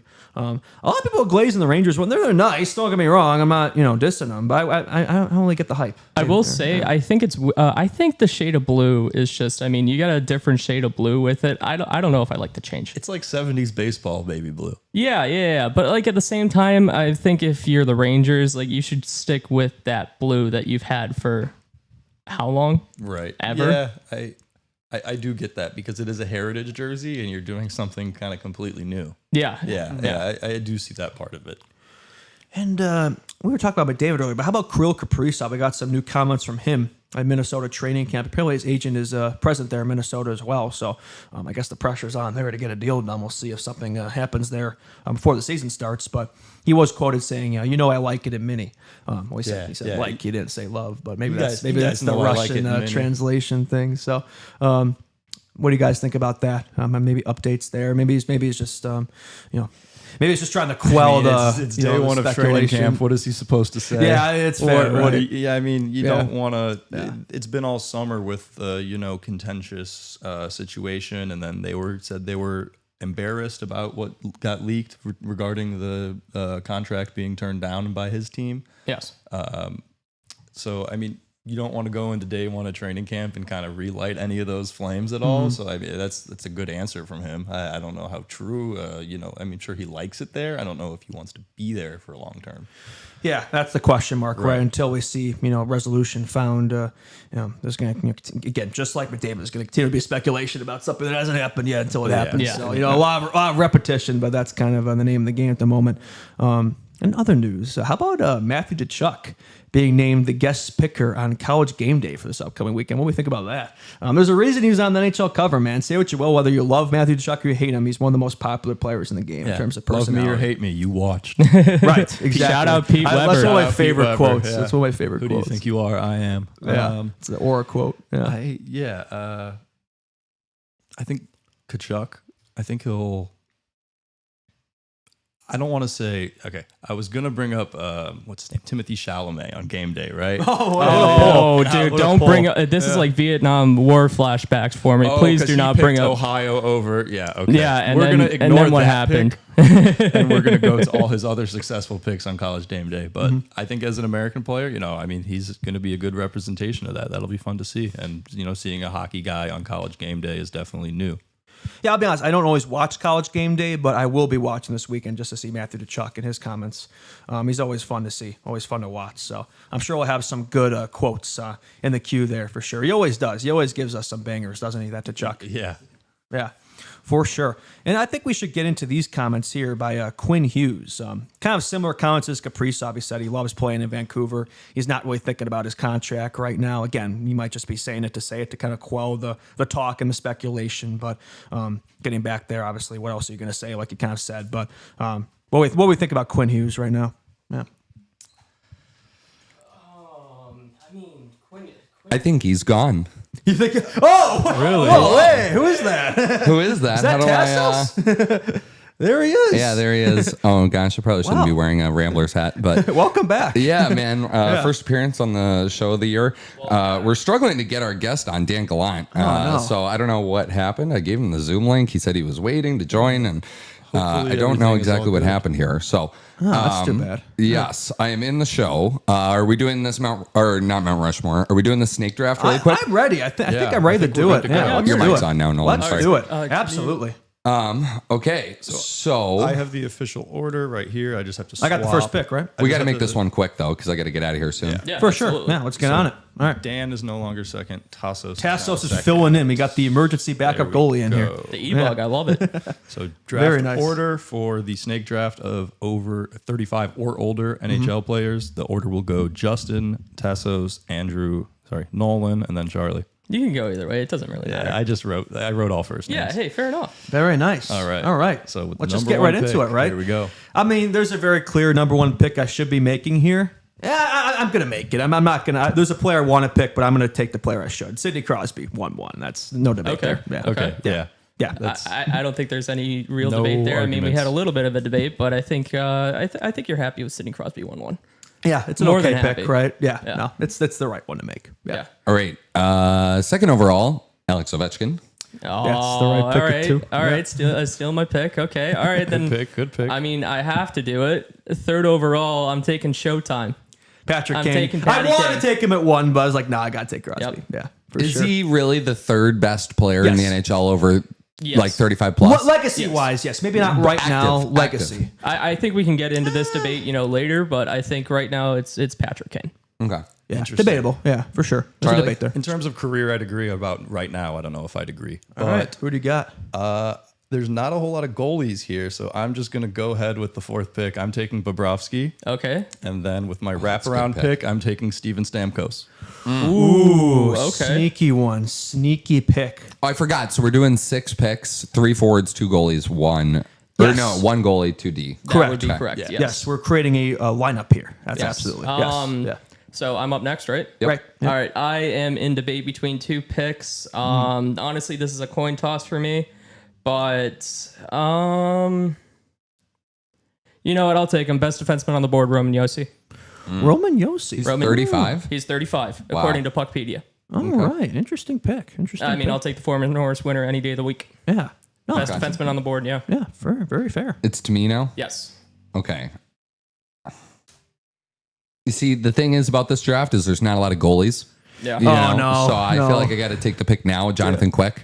Okay. Nice. Okay. Okay. Yeah. Nice. Actually, wasn't the one I was thinking, but that's a fair pick. All right, Justin, back to back. 39 All right. years old, Jonathan Quick. Yeah. That's crazy, insane. isn't it? That's crazy. All right, my picks. I think his game's fallen off a little bit, I'd say, in recent years, but just like Patrick Kane, he's still a damn good player. Evgeny Malkin. Okay. I think that's the right pick. Oh, I he's got think, the duo. Okay. Yeah. Oh yeah, I didn't even realize that. How the hell did I get both Crosby and Malkin? That's That's the crazy. chemistry on your team is unreal. Yeah. That's Yeah. insane. And I think for my wraparound pick, like we just said, not a lot of goaltenders who fit this bill. So I'm going to go with Freddie Anderson. Yeah. Okay. Good there you pick. go. Like one of the Nice. better Good over pick. 35 goalies because there aren't many. So, Okay. yeah. I like that. See, I got Ovi. Somebody's got to give him the puck. How about the guy that announced that this will be his final season in the NHL? Anze Kopitar. I thought about him. Oh, I like it. I like it. Yeah. So I can't believe you guys let this guy get back to me. oh no. This was the guy I was flip flopping between. Give me Stanley Cup champion Brad Marchand. Oh, that actually pick. wasn't what I was thinking of. Yeah, Good pick. yeah. It was the summer of Brad. Why not continue? Third round value. Are you kidding me? Come on. All right. Well done. That's a steal if there is one in this draft. So I need a defenseman here. Well, you could take whatever you want. I kind of want to get my D-man out of the way. There's not a whole lot to go around. That's why I took Yossi. Yeah, I like that pick a that lot. pick's looking better, actually. Yeah. Defensemen fall off quicker. Yep. Yeah. Give me Drew Doughty. That's a Okay. good one. Yeah. All right. Solid pick. And then for my next pick, give me Michael Backlund. Michael Backlund. Okay. It's a chalk pick. Michael Backlund. He could have gotten this draft without getting picked. He could have gotten this draft without getting picked. Okay. Back to me. Yeah. All right. I'll continue on with my Norris winning defenseman. I'll take Eric Carlson. Oh, thank God that's not. Damn it. All right. You didn't take my pick. Okay. All right. But no, I've got my D pairing, so I'll take it. I know what he wants. I'm going to go Chris Letang. Oh, never mind. Crystal Tang. Okay. I'm going to go Chris Letang. Okay. Surprised Justin didn't take him for the Penguins trio. Well, that's why I took him. That's why I took him before Justin did. Because I had somebody else. Oh wait, he's already been taken. Never mind. I thought I was cooking there. I just saw Carlson. So that tells you how Carlson's good fine. how smooth my brain is there. All right, pitter patter. I would take another legend, Jonathan Taves. Good pick. Yeah, I Okay, I there you know. go. We'll see how he is this year, right? If his game's still there, but I think that's the clear pick for me. And then I just thought of one actually. First defenseman, Brent Burns. Yeah. Brent Burns. That's who I was going to take. Yes, Yeah, I let's like go. it. I like he it. is still active somehow. Yeah. All right. Who's Tessos? Back to me. So I have 2 forwards, a D, and a goalie. Give me Jamie Benn. Okay. Nice. Oh yeah. Give me Jamie Benn. Yeah, you want a little bit of sandpaper in there. I Yeah. like it. Yeah. A line of Ovi, Kobe, and Jamie Benn. That's a Nice. good Yeah. one. Okay. All right. Then I will go with my last forward. Give me Claude Giroux. Good one. Ooh, how has he fallen this far? I know. I'm just. He's getting always been steal after underrated. steal after He's steal. always been Come on now. underrated. Yeah. Very nice. I like that. Charlie, back to back. Back to back, I will start with. It's tough, man. You know what? Yeah, give me Logan Couture. Inactive. Retired. Yeah. Really? Yeah. Yeah. We're calling you out on that. That's There a we go. Inactive. That's a veto. They didn't remove his logo from there. That's interesting. Okay, give me then.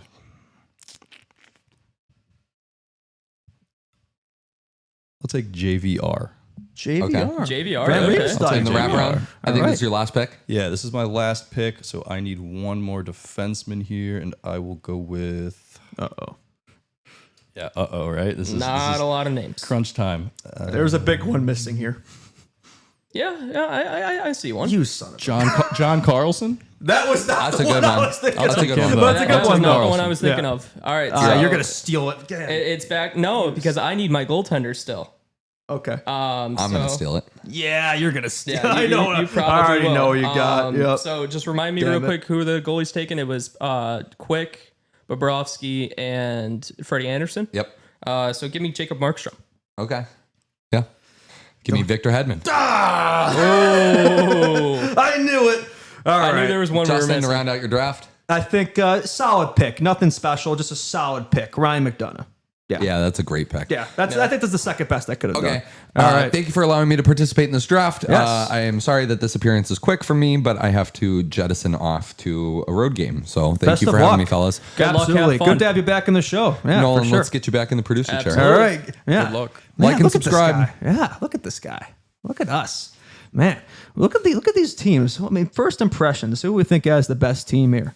I mean, I got the Crosby-Malkin duo. It's hard to beat that. That is tough. Although Tassos has the greatest goal scorer of all time, so there's that. And no one's got Showtime. And your team exists too. Charlie. See, my thing is, I needed Bobrovsky early. because I didn't have a top. That was a 3 good pick, I will say. I needed to take that to kind of solidify the team on the back end. You definitely have the best goaltending. I'll give you that. You have the best goaltending. I'll give you credit for that. The rest of The rest of it is pretty meh because I had some inaccurate list here for some reason. Inactive guys. Yeah. One of the guys wasn't even on my list of oldest players. So Are that's we going to interesting. call my picks though like the best of all time? Or I mean, come on now. The Marchand and Kane up top. You got Roman Josi and Erik Karlsson. 0 defense. Yeah. And then I you don't know got. how your team's going to do in like this format. Like if the teams were to play. Hey, but each think other. about that on a power play. Yeah. You got All offense, no defense. you got Showtime on the right flank. You got Carlson on the left flank. You got Giroux, who could play like a bumper. You got Marchand in front of the net. And then you got Roman Josi quarterbacking this. Who's your keeper? I have Jacob Markstrom. Markstrom. Actually, I think my team's kind of perfect here. I got the Crosby-Malkin connection. I got Taze, he could do the D. And then we got Brent Burns and McDonough. Like that actually, they complement each other super well. I got an offensive defenseman with a defensive defenseman and Freddie Anderson if he's healthy in net. I like this team actually. I think I take this. Not gonna lie. Yeah, no, I think we all did pretty solid there. Yeah. I You guys did all I right think it was too. a solid I draft. just beat the 3 of you. Yeah, delusion. We can, plug it into like an AI, which one of these 5. Or which we can one of just have the these chat teams decide. would win a 4 what are we tournament. thinking? Yeah, what are chat. we Who thinking? won? Chat. I want your votes. Chat. Who won? Don't be colluding, please. We get that Justin Azora, but I mean, we can't have Justin winning every single draft. This I year. think why No, we not? If you cannot. ain't first, you're last. Why can't I win every single one? I mean, I think I was first, so Yeah, well, we could debate this all we day. can call a spade a spade. We'll call it a spade. Call it a spade, man. All right, let's get back to it here. What other news do we have to get into here before we get into the Friday mailbag, Friday questions? Yeah, yes, we do. Yes. Like I said, preseason hockey this weekend, so good to see that. Good to see hockey back on the docket here. There's still some contracts get sorted here. Some, Wyatt Kaiser was one of the last remaining RFAs unsigned. He's been taken care of, but we're still waiting on a Luke Hughes extension. We're still waiting on Evangelista and Nashville and McTavish. We already talked about him, but so there's still some big ones on the docket there. We'll see if any of those get done before the season starts. And preseason coming up here, training camp underway, so we'll see if any of those get done. But yeah. I know we did hear from Barry Trotz that the Evangelista ones, there's a lot of work to be done there in Nashville. So we'll see if that gets done anytime soon. But and then Luke Hughes, not much progress there either. So that one might be a ways away too. I didn't even see his name on the Devils roster there. So I wonder how Jack's feeling about that. Not seeing his brother at the rink there. Well, I mean, maybe they replace Luke Hughes with Quinn Hughes. I thought Delusion. I thought this was going to be all 3 brothers together. Not, that would be, but it's never. I heard Elliot Friedman talk about this in 32 Thoughts. Like things never happen in a straight line, right? There's always a catch. There's always an if. So I'm sure they'll get it done there in Jersey, but it is interesting that it hasn't gotten done yet. So, I will say I have a. Speaking of Jack Hughes, I do have a NHL franchise mode that I've been doing with the Calgary Flames. And funny enough, I signed Jack Hughes, the Devil, and then I also got Jack Hughes, the Kings prospect. Both of my center core. They have the bread to the center core. That's nice. My Blackhawks franchise mode right now, we got Bedard first line center at 97 overall. 97. What year are you at? Bro, like, you don't want to know. Bro, did you play around with the overalls? Did you do some funny I did business? nothing. Oh, so listen, okay. I did one last week, right? Yeah. Or 2 weeks ago I started it.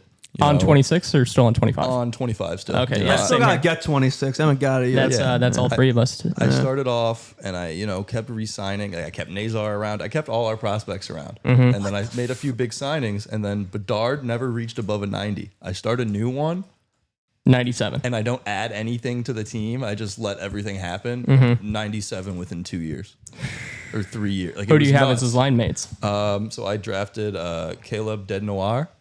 Okay. Because Frundell was not able to fall into our lap there. I couldn't Fair. recreate reality. And then on his right wing, Sebastian Aho. Oh, interesting. I think interesting. the last one I did, I had Nazar on the right and then Kyle Connor on the left. Oh, nice. Oh, that's a good Speed. It's a fun speed. connection there. Speed Yeah. is right. I am Speed, Lightning McQueen reference. There's some little notes in here that I think we can get to here. We've done a lot of Kaprizov talk. We haven't really done a ton of Breadman talk. Artemi No, Panarin. we have not. Oh. What if we tie them together? This was an interesting thought I saw from Jeff Merrick, I believe, yesterday. He mentioned this, and Artemi Panarin's on the last year of his contract. He said there's not a hint or whisper of a contract extension. Can anyone else see Kirill Kaprizov sliding into that spot? Is there something to that, or you think that's delusion? What do you think? I think it's delusion. So you think Kaprizov would, like, a draw with New York for Kaprizov would be to play with Panarin? They're good buddies, but they also have a couple of Russians there in Gavrikov and Shesterkin still. Yeah, he's very good friends with Shesterkin. I saw a picture of them both at the Knicks game a couple of years ago. Of course you remember that. No, I just saw it like a couple days ago, so that's why it refreshed in my mind.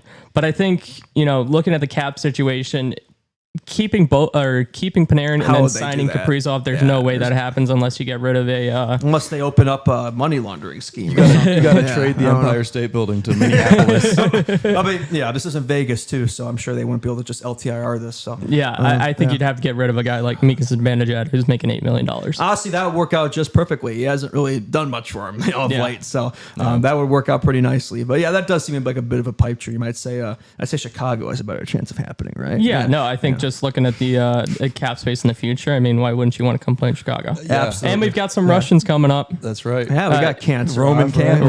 The Roman Candle. Mikheyev's here. Mikheyev. Levchenkov's basically Russian. He's basically Russian. Yeah, he's Belarus, same thing. Yeah. No, he's not. Nestrasil isn't, is he? Nestrasil is from the Czech Republic. Czech Republic. That's what I thought. Yes. So we got some Russians. Yeah, we got some Russians. And Ilya Konarski, the 7th round pick that we got last year. Who? The guy who had no picture. We also got that Russian goaltender, Sergei... or Stanislav Berezovy, I want to say. Yeah, exactly. Yeah. He said he looked solid again yesterday at training camp, from what I heard. Is this our future guy? We always thought it was Spencer Knight, Drew Comesso, and or Soderblom, and it might be... But hey, those Russian goaltenders, man, they're always good, aren't they? I thought it was Lankinen, so you never know. I thought Lankinen was the real deal. Man. That's funny stuff. All right. Kaprizov also, I will note, the betting odds, Vegas doesn't mean everything, but, they kind of have a temperature on things. They give you an idea. Yeah, they give you an idea. On it for the most part. Yeah. They have the Blackhawks as a more favored team to be the next team for Kaprizov than the Wild for his next contract. Really? They have the Hawks have better odds than the Wild. There's 2 teams above the Wild for better odds, and one of them is the Hawks. Wow. What was the other one? Oh, the Hurricanes, I believe. Hurricanes, that's right. Yeah. Here I am, rocky like a hurricane. Speaking of Hurricanes, boring. I saw rumblings about them being interested in a Carter Hart signing, potentially. The Hurricanes. Why would they do that, though? I actually, Freddie Anderson, when he's healthy, he's good, but And they also got Kochetkov. He's all right. I mean, Anderson's inconsistent when it comes to health. Kochetkov's inconsistent just when it comes to play. When he's on his game, he's good. When he's off his game, he's inconsistent. So there are other teams, I would say, to be fair. Isn't there another goalie in there? Oh, no. I think Antti Ranta's gone from there, right? I think he's gone. He's long gone, yeah. Who knows? Blackhawks legend Antti Ranta, yeah. Here, I could look this up real quick. That's a poll, yeah. So, I mean, there are other teams that think that probably make more sense for him, but they did... they have been connected. I don't know if it's official yet, but they have been connected to McLeod. So I don't know if Michael McLeod. Yeah, I did see that. Yeah, so there's not going to be any baggage in that locker room whatsoever. But we'll see what happens. I'm sure Hurricanes fans are thrilled seeing that on Twitter. Like, what are we doing? For the love of God, please come to our games. Yeah. Wait, do you guys get that reference? No. Urinating Tree on YouTube did the Raleigh man. This was probably like 5 or 6 years ago, right before they started, 5 becoming... or 6 years ago? Yeah, 5 or 6. No. No, it was about 5 or 6 years ago whenever Carolina was like in that middle ground. They were just starting to become good. Aho was like just starting up, and he made this like, big time meme where it's like, for the love of God, please come to our games. Yeah. That's funny. That's like a meal at Red Lobster. Right, Red Lobster. Don't get me started with Red Lobster. Yeah. Do not get me started with Red Lobster. I could go down a whole rabbit hole with Red Lobster. How Big Red Lobster guy? No, in a good way or a bad way? No. I think it's anyway. All right, those are the ops. Anyway, we don't not sponsored. We don't mess with that Seabug restaurant. A couple other things to get to before we get to the Friday mailbag, because we do have some questions this week. Yes, so thank we you all do. for thank you guys for sending in the to questions. our request last week. Appreciate it. This is via Darren Drager on Kyle Connor. It sounds like talks are progressing. I think it'll be somewhere in the Marner territory, somewhere around 12 million. So KFC sounds like extension is brewing there in Winnipeg. So good to see that. I'm a big fan of Kyle Connor. Yeah, I am also noted to be a very big fan of Kyle Connor. I think he is the engine that drives that Winnipeg Jets team. You think so? Yeah, I mean, I get it. You've got an MVP in Connor Hellebuck, but Connor Hellebuck doesn't score you goals. He just stops the goals. You got to not the playoffs. He doesn't even stop the goals in the playoffs. Hey, he didn't look too bad in that last game against Dallas. That overtime game, yeah. Yeah, in the last game, all the other games that series, I don't really know where he was, but yeah. I mean, he looked good in the Four Nations too. Yeah, he was good in the Four Nations. So hopefully that carries over into the Olympics. To the Olympics. But I think Kyle Connor, you're getting like a 90, 100 point guy, and he plays all facets of the game. He plays on your penalty kill. He plays on your power play. He is the guy on the power play. I just think Kyle Connor is one of the most underrated players in the game. I was gonna see, guys, we're doing this again.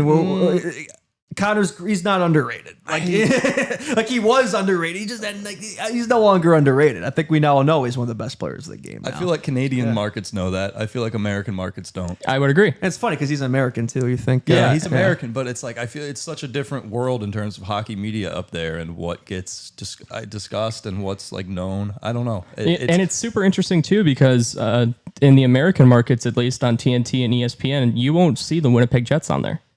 Right. Yeah, true. Right. I mean, it's Winnipeg, right? I mean, yeah, but again, you got two American stars there. Yeah. I mean, the only other, you could realistically have more American stars that you could be marketing, but the only one they really seem to be doing is Austin Matthews.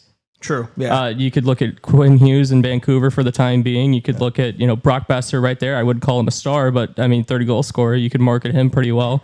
You look at a guy like Dustin Wolf in Calgary. You look at a guy like Brady Tkachuk in Ottawa. Yeah. I mean, I just call that the Ontario effect. I mean, like, what is it? 60 to 70% of the Canadian population. How many percent? 60 to 70. Oh, okay, of course. Unknown. Between 6 and 7/10. Yeah. Unknown boy in the chat is stating exactly my thoughts. If everyone calls him underrated, is he actually? Yes. Thank you, unknown boy. Thank you. Finally, somebody's on my shit. Okay. All right. Whatever. Anyway, let's get to the Friday mailbag questions. I know the chat's been clamoring for. All right, we should answer chat's questions. Yeah, yes. We're going to go to our buddy Quinn here, who sent us an Instagram DM.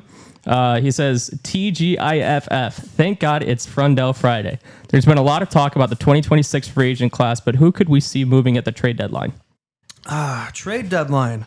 Is he kind of referencing like 2026 options there, like guys who could, so guys who maybe won't hit the open market but would be involved in a trade? Yes. So you look at the 2026 free agent class, guys like Kaprizov and McDavid and Connor and Eichel. I don't know if any of those guys are actually going to be there's always going to be talk, speculate. I don't know if any of those guys are actually going to be. I would say of that bunch, Connor seems like the most likely to extend. I still think McDavid is going to extend. I'm not really. That's I know Kaprizov claims otherwise, but I do think there's some real smoke there. Let me bring up the 2026 class for a reminder for everyone.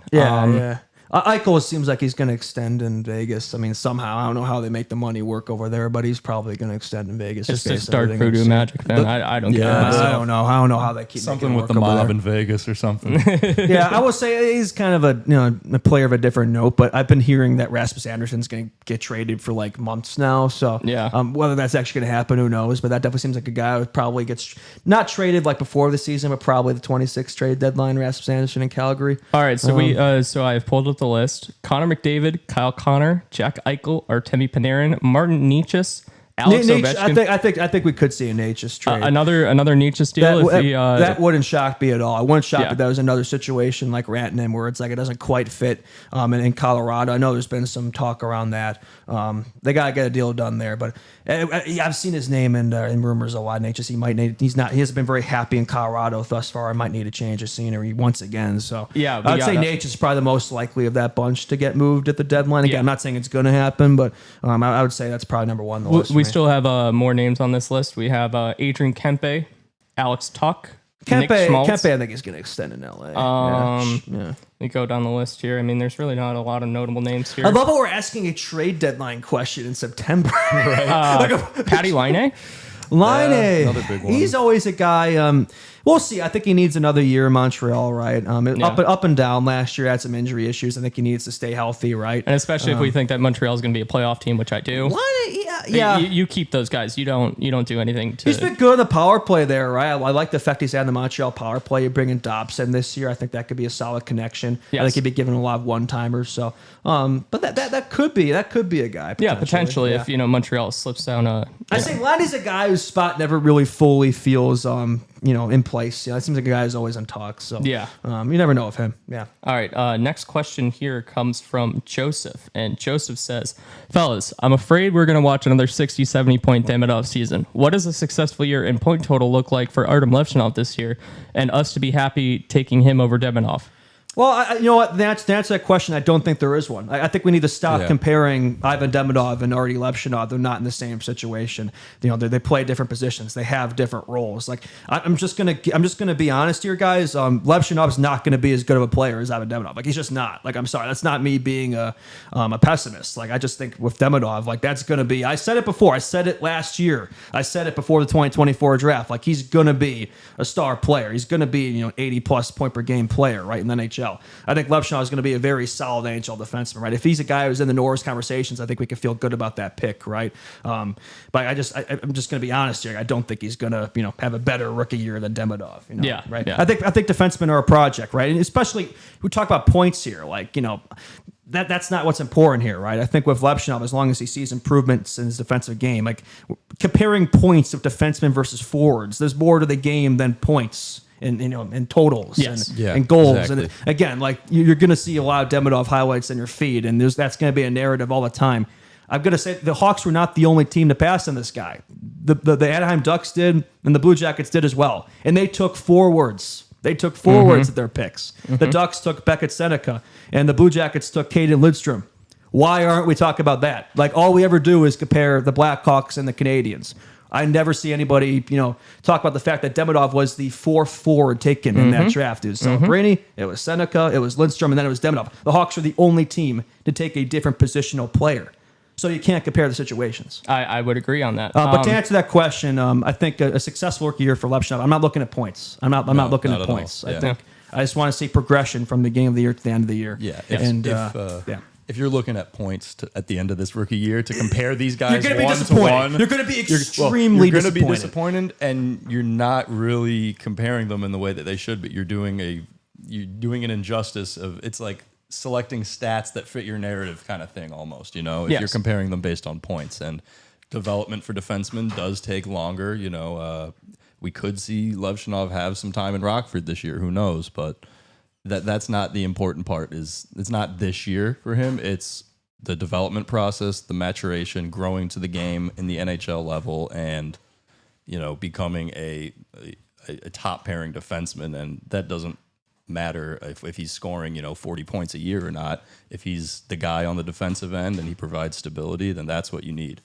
Exactly. Right. I mean, Demidov, he's probably the favorite for the Calder Trophy, right? Is. Like so, and Levchinov again, like he could be a dark horse, but I'm not really sure if he's a favorite. So I think based on year one, it's probably going to skew in their favor. But over the duration of their careers, we'll see. You don't know, right?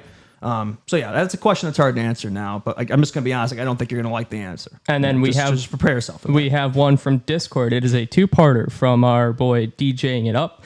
Give us one guy that will, 1, make it out of rookie camp, 2, won't make it out of rookie camp. Well, I think there's definitely competition between Oliver Moore and Ryan Green. That definitely feels like a storyline. I don't think both of those guys are going to be on the Hawks opening night lineup, but I think one of them will be. I'd rather personally see Oliver Moore. I think Ryan Green might be, how would I put this? His game might translate better like right now. He might be more ready right now, but I think Moore's got the higher, ceiling of the two, I would say, right? I think Green's all-around game is impressive, but I think with Moore, I think he's a dark horse, man. I think if he makes this Hawks team right away, I like the prospects of what he can do this season, really. I'm not saying he's going to have a Frank Nazar type of season, but I think he has that potential to just kind of, just slowly but surely get better as the year goes along. Again, if he needs to start a Rockford, fine. But personally, I like the way he's looked in camp so far. The prospect showcase game, he impressed me a lot more than Green did. Again, it's just a prospect game. It's not that deep, but I'd say, monitoring those two, seeing who makes this team. Maybe they both do. I don't know if there's enough spots for both of them. But I would say Oliver Moore. I think he makes the team out of camp, and then and Green doesn't. Yeah. Yeah, I like that. I would say for the player not making it out of camp, I'd go with Kevin Korchinski. Not making it? Not making it out of it. He will start in Rockford in my eyes. Yeah. And I mean, it's just such a crowded blue line, and he has so much time to develop. He has NHL experience from such a young age. And that I feel like that was a big thing for him to experience. And, in the ways that he wasn't quite ready yet, he's seen it already, and he knows what he needs to improve on. And giving him, all the ice time that he can get in Rockford to develop further and, feel confident as the top guy down there, that's going to help so much for him, because he already knows, all right, this is the AHL, but I've been in the NHL and I know the intensity is here versus here in the AHL. I think that's what's best for him at this age. No, fair. Yeah. Korchinski's an interesting one, man. Like I mean, even Davidson said, like, the ball is kind of in his court in terms of, where he starts this season. So if he needs more time in Rockford, fine. Again, I know he's young. I'm not, hitting the panic button here, but I just don't think his second season in Rockford's ideal. I think he'd be better off if he's playing for the Hawks right now, but if he's not ready, then he's not ready. So we'll see what happens with him. Yeah. Yeah. Mine, one guy I want to see come out of camp. I want to see Ethan Del Mastro make the team out of camp. I think he's a guy who looked very good last year. I've been noted on this podcast that I've been very high on him. So I think Ethan Del Mastro is my guy there. I think not making the team, I mean, there's a lot of guys you could say, really. I'll go Oliver Moore. I just think, just because of the pure fact that, look at Nazar last year and what his development looked like. I think you send Oliver Moore down for the first 20, 25 games, see what he does. If he's a point per game, then you bring him up. That's fair. Or I think he's the first guy that comes up if there's a major injury. For sure. If he needs it, it worked out great for Nazar, so there's no reason it can't work out for Moore. Yeah, I don't think Moore's a guy who needs to be here, day one, but I was thinking if he is ready, though, then he should. You know what I mean? I think that's a thing, too, where it's like, yes, you want to be patient with these guys, but it's like if they show they're ready, then they should be on the team. Yes, I agree. But yeah, I think that's definitely going to be a storyline to watch, the competition between veterans and young players. Once again, will be a storyline this year for sure. Yes. Any more questions? No, that is it. That's All it. right. Well, That's it. Thank you guys for the good mailbag questions. Thank you very much. Appreciate that. Really Hopefully- appreciate Yeah, absolutely, that. guys. Yeah. Thank you so much. Yes, and every Friday we answer your questions, and there's several ways you can do it. You can DM us on Instagram. You could send the questions in on Discord. If you're not following us on the CHR Discord, go ahead and do that. We appreciate that a lot. Thank you. And every Friday we answer your mailbag questions. So yeah, for sure. Thank you very much. And I agree with Kevin in the chat. We should start comparing Nazar and Doc. You don't see that, and that's a direct comparison. Demidov and Levshov is an indirect comparison. There was no trade there. There was no deal, right? It was just a matter of draft pick placements, right? Nazar and Doc was an actual trade that occurred. Yeah. Yes, it wasn't Frank Nazar yet. It was his draft right. It was a draft pick that became Frank Nazar. But you can look at that now and say that was a trade, Frank Nazar for Kirby Doc. So that should be the comparison. And from that standpoint, the Hawks won. I mean, yeah, I think they won that deal. They're not winning that trade. They won that trade. Yes. Honestly, I think it's fair to say. Yes. Kirby Doc, I don't even know if his future is in Montreal, to be honest with you. I think he might need another change of scenery there. Yeah, He's yeah. had 3 years now and still hasn't figured out, just like Chicago. So I think that's a guy where you look at Frank Nazar too and what he did last year. It's going to be a season this year to prove it over a full 82, right? He hasn't played a full year yet, but I have no reason to believe that he won't impress. So no, I think the Hawks. I think they won that trade. Yeah, absolutely. Yeah, I think that's Kyle Davidson's legacy move so far. That is, yes. Yeah, I mean, I you could look agree. at the contracts too, but I think, I think that's his legacy move so far. I would agree. All right, and I believe it is time for Weber's Wagers. It is time for Weber's Friday Weber's edition of Wagers. Weber's Wagers. Yes, let's hear it. Join us in the wager wire over here. Before we get started with some picks, I have to give a brief disclaimer. The following content may discuss topics related to gambling. Gambling can be addictive and not suitable for all individuals. If you or someone you know has a gambling problem, help is available by calling 1-800-GAMBLER. Must be 21 or older. Please gamble responsibly and be aware of the risks. There we go. All right, here we go, guys. So just to wrap up the Wednesday's night's picks, we went 2-1. Yankees -1.5 on the run line. Hit with ease. I believe they won 10-5. And Chargers, sorry, not Chargers. The Mariners was a loss, unfortunately. The Royals squeezed out a 2-run win late in that game. And the other pick, Bayern Munich won 3-1 over Chelsea. Easy game. We knew that was coming. So 2-1 from Wednesday. Hopefully we can go into this weekend 3-0 with the picks. So without further ado, the first pick for Friday is, we love this one. Cubs money line, -120. Shota Imanaga on the mound in Cincinnati. Cubs had a rough 1-0 loss yesterday, coming off their big celebration after clinching the postseason. So granted, I think the Cubs were a little hungover yesterday for the 1-0 loss to the Reds. Colin Ray looked great. Colin Ray had his best start of the year and got a 1-0 loss. 7 innings pitched, 1 earned run, 11 Ks, no walks, I believe. So yeah, we're going with the Cubs to, snap this one game slide and get back into that confident winning feeling before the playoffs roll around. Hope they don't. Thanks. And I hope you guys take care of the Padres this weekend at Guaranteed Rate Field, That would be the super Cubs cool. don't have to worry about them. So That would be super go cool. Sox this week. I'm gonna take your negative energy and turn it positive. Go Love it. Sox, All right, man. fair enough. Yeah, All well right. done. Yeah. The next pick is also a tonight pick. It is Oklahoma State football -8.5 at home against Tulsa. The quarterback play, the lines. Oklahoma State's a much bigger team on all fronts, and the talent is on a that higher level in terms of the conferences. I think this is a no-brainer for tonight. Oklahoma State should handle them easily. So yeah, we got Cubs money line, Oklahoma State 8.5, and Sunday's pick, since we won't be here till Monday, is Packers -7.5. Oh, you're taking the Packers? What's wrong with you? So here's my logic. First of all, they're playing the Cleveland Browns. The Packers are 2-0. They've looked dominant in pretty much every facet of the game, even with Jordan Love's, kind of inconsistencies here and there, and not having a true number one wide receiver. They spread the ball around a lot, and I just don't think Cleveland has the depth to cover everyone that's a playmaker for the Packers. And also their quarterback situation is a little iffy. And I just think since I've been tailing the Bears and it hasn't gone so well, and the Packers are 2-0, we might as well take the Packers. I'm done with the Bears. We're not taking the Bears against the Cowboys. No, that's fair. I don't so blame we you for kinda that. have to- I have zero faith in the Bears. No, you know what? Oh, what are we doing? We're taking the over. That's I almost put the over out in that Okay, game as a all right. pick because of Eberflus's defense. Life's too coming short to back bet the into under, town. too. They have the 30th ranked pass defense in the NFL so far this year, the Cowboys. So yeah, I think Caleb would be able to take advantage of that versus Eberflus's boys, especially with some added motivation that he's there. But we can't linger on the Bears. I told you guys last week I'm out on the optimism. So only the right thing to do is take the Packers instead.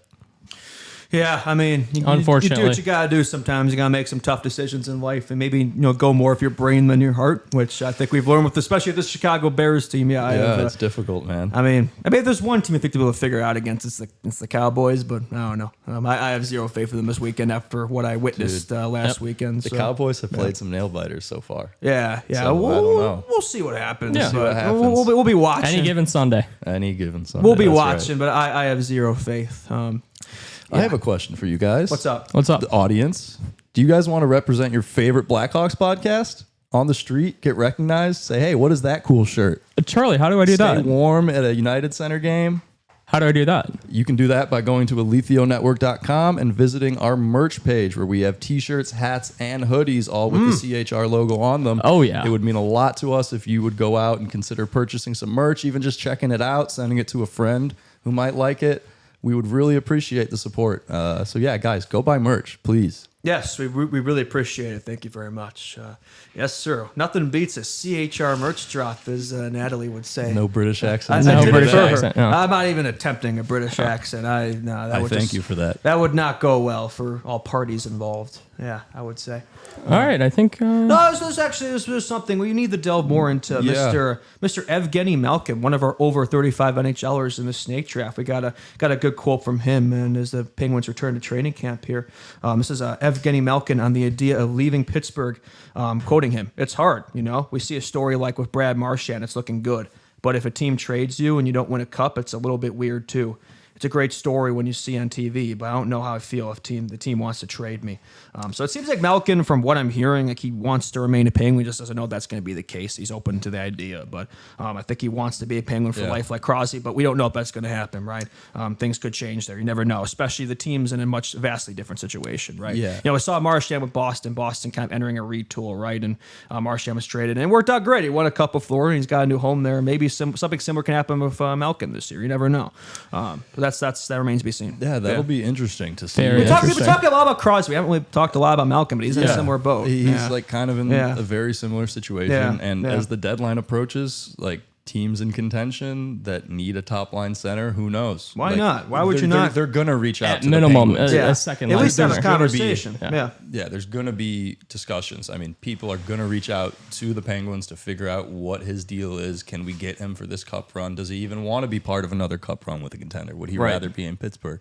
And I think, the next couple months and how the season goes is really going to determine that. So it'll be for sure. very interesting to see around deadline time what happens. And, we'll hear a lot more conversations like that quote you just read to us. Yeah, no, Yeah. Pittsburgh's definitely going to be a team to watch this year. We've talked a lot about Pittsburgh on the show already. Yeah, 2 yeah, weeks we in, have. right? Yeah, well, shout out my Pittsburgh family. yeah, for Ah, sure. there we go. Oh, yeah, there we go. Yeah, Got a lot of roots over there. very nice. And before we go, I don't know if you guys saw, I don't think we talked about this, but it looks like Blackhawks practice and training camp today. Brutal. Those boys are being worked. It looks like the miracle drill's going on over there. I see players. You saw they're the- getting Again. back skated. They're going back Again. and forth. And The I see 45-second thing, you saw that? I see guys on their knees here, pause. Like it seems like a really tired group. That's what you want to see. Work hard in practice. Leave it all out in the rink. And that's what I want to see. You practice how you play. Yes, that's what Blashill is a good quote there. He said, if you practice hard, the games will come easier. So that's what I loved. I love to see that. Make these guys work. Make them earn. This is the Chicago freaking Blackhawks. So no, I'd love to see that. Again, it's just training camp. I don't want to glaze training camp, but I'm liking this culture. We Jack Skille talked about culture today, and I think we're seeing some changes there, some shifts in culture in the Blackhawks land, which is what you want to see. But again, until then, it's all talk. We got to see it in action on the ice starting. Yeah, all October bark, no 7th. bite. There's a nice quote I got from college football. They look good in t-shirts and shorts, but then you got to actually put the pads on to see how they look. With Betsy too. Like I love the way he's looked in the summer training in the off season. It means absolutely nothing. Do it on the ice, brother. Do it in the game. Do it 5-on-5 with people in the stands. And I have faith that he will. I have faith that he will. I do believe that as well. All right. I think that's going to do it for Friday edition of CHR. I'm looking forward to watching some preseason action this weekend and looking forward to being back Monday. We'll tee up the Blackhawks' first preseason game on Tuesday. I'm looking forward to that one. Very much looking forward to that one. And more training camp action this weekend that we should be able to delve into. So looking forward to that. Yes, and just a friendly reminder before you go, like this video if you haven't already, subscribe. We're closing in on 1,000. We're getting really close. So close, but no cigar so far. But we're getting there, really close. No soup for you. No soup for you. No, sir. Seinfeld reference. I like that. Good. And if you're listening to the show on Spotify, Apple, wherever you get your podcasts, how many stars? 5-star rating and review. Really appreciate that. Means a ton. All right. See you all in the next one. Bye-bye. See ya.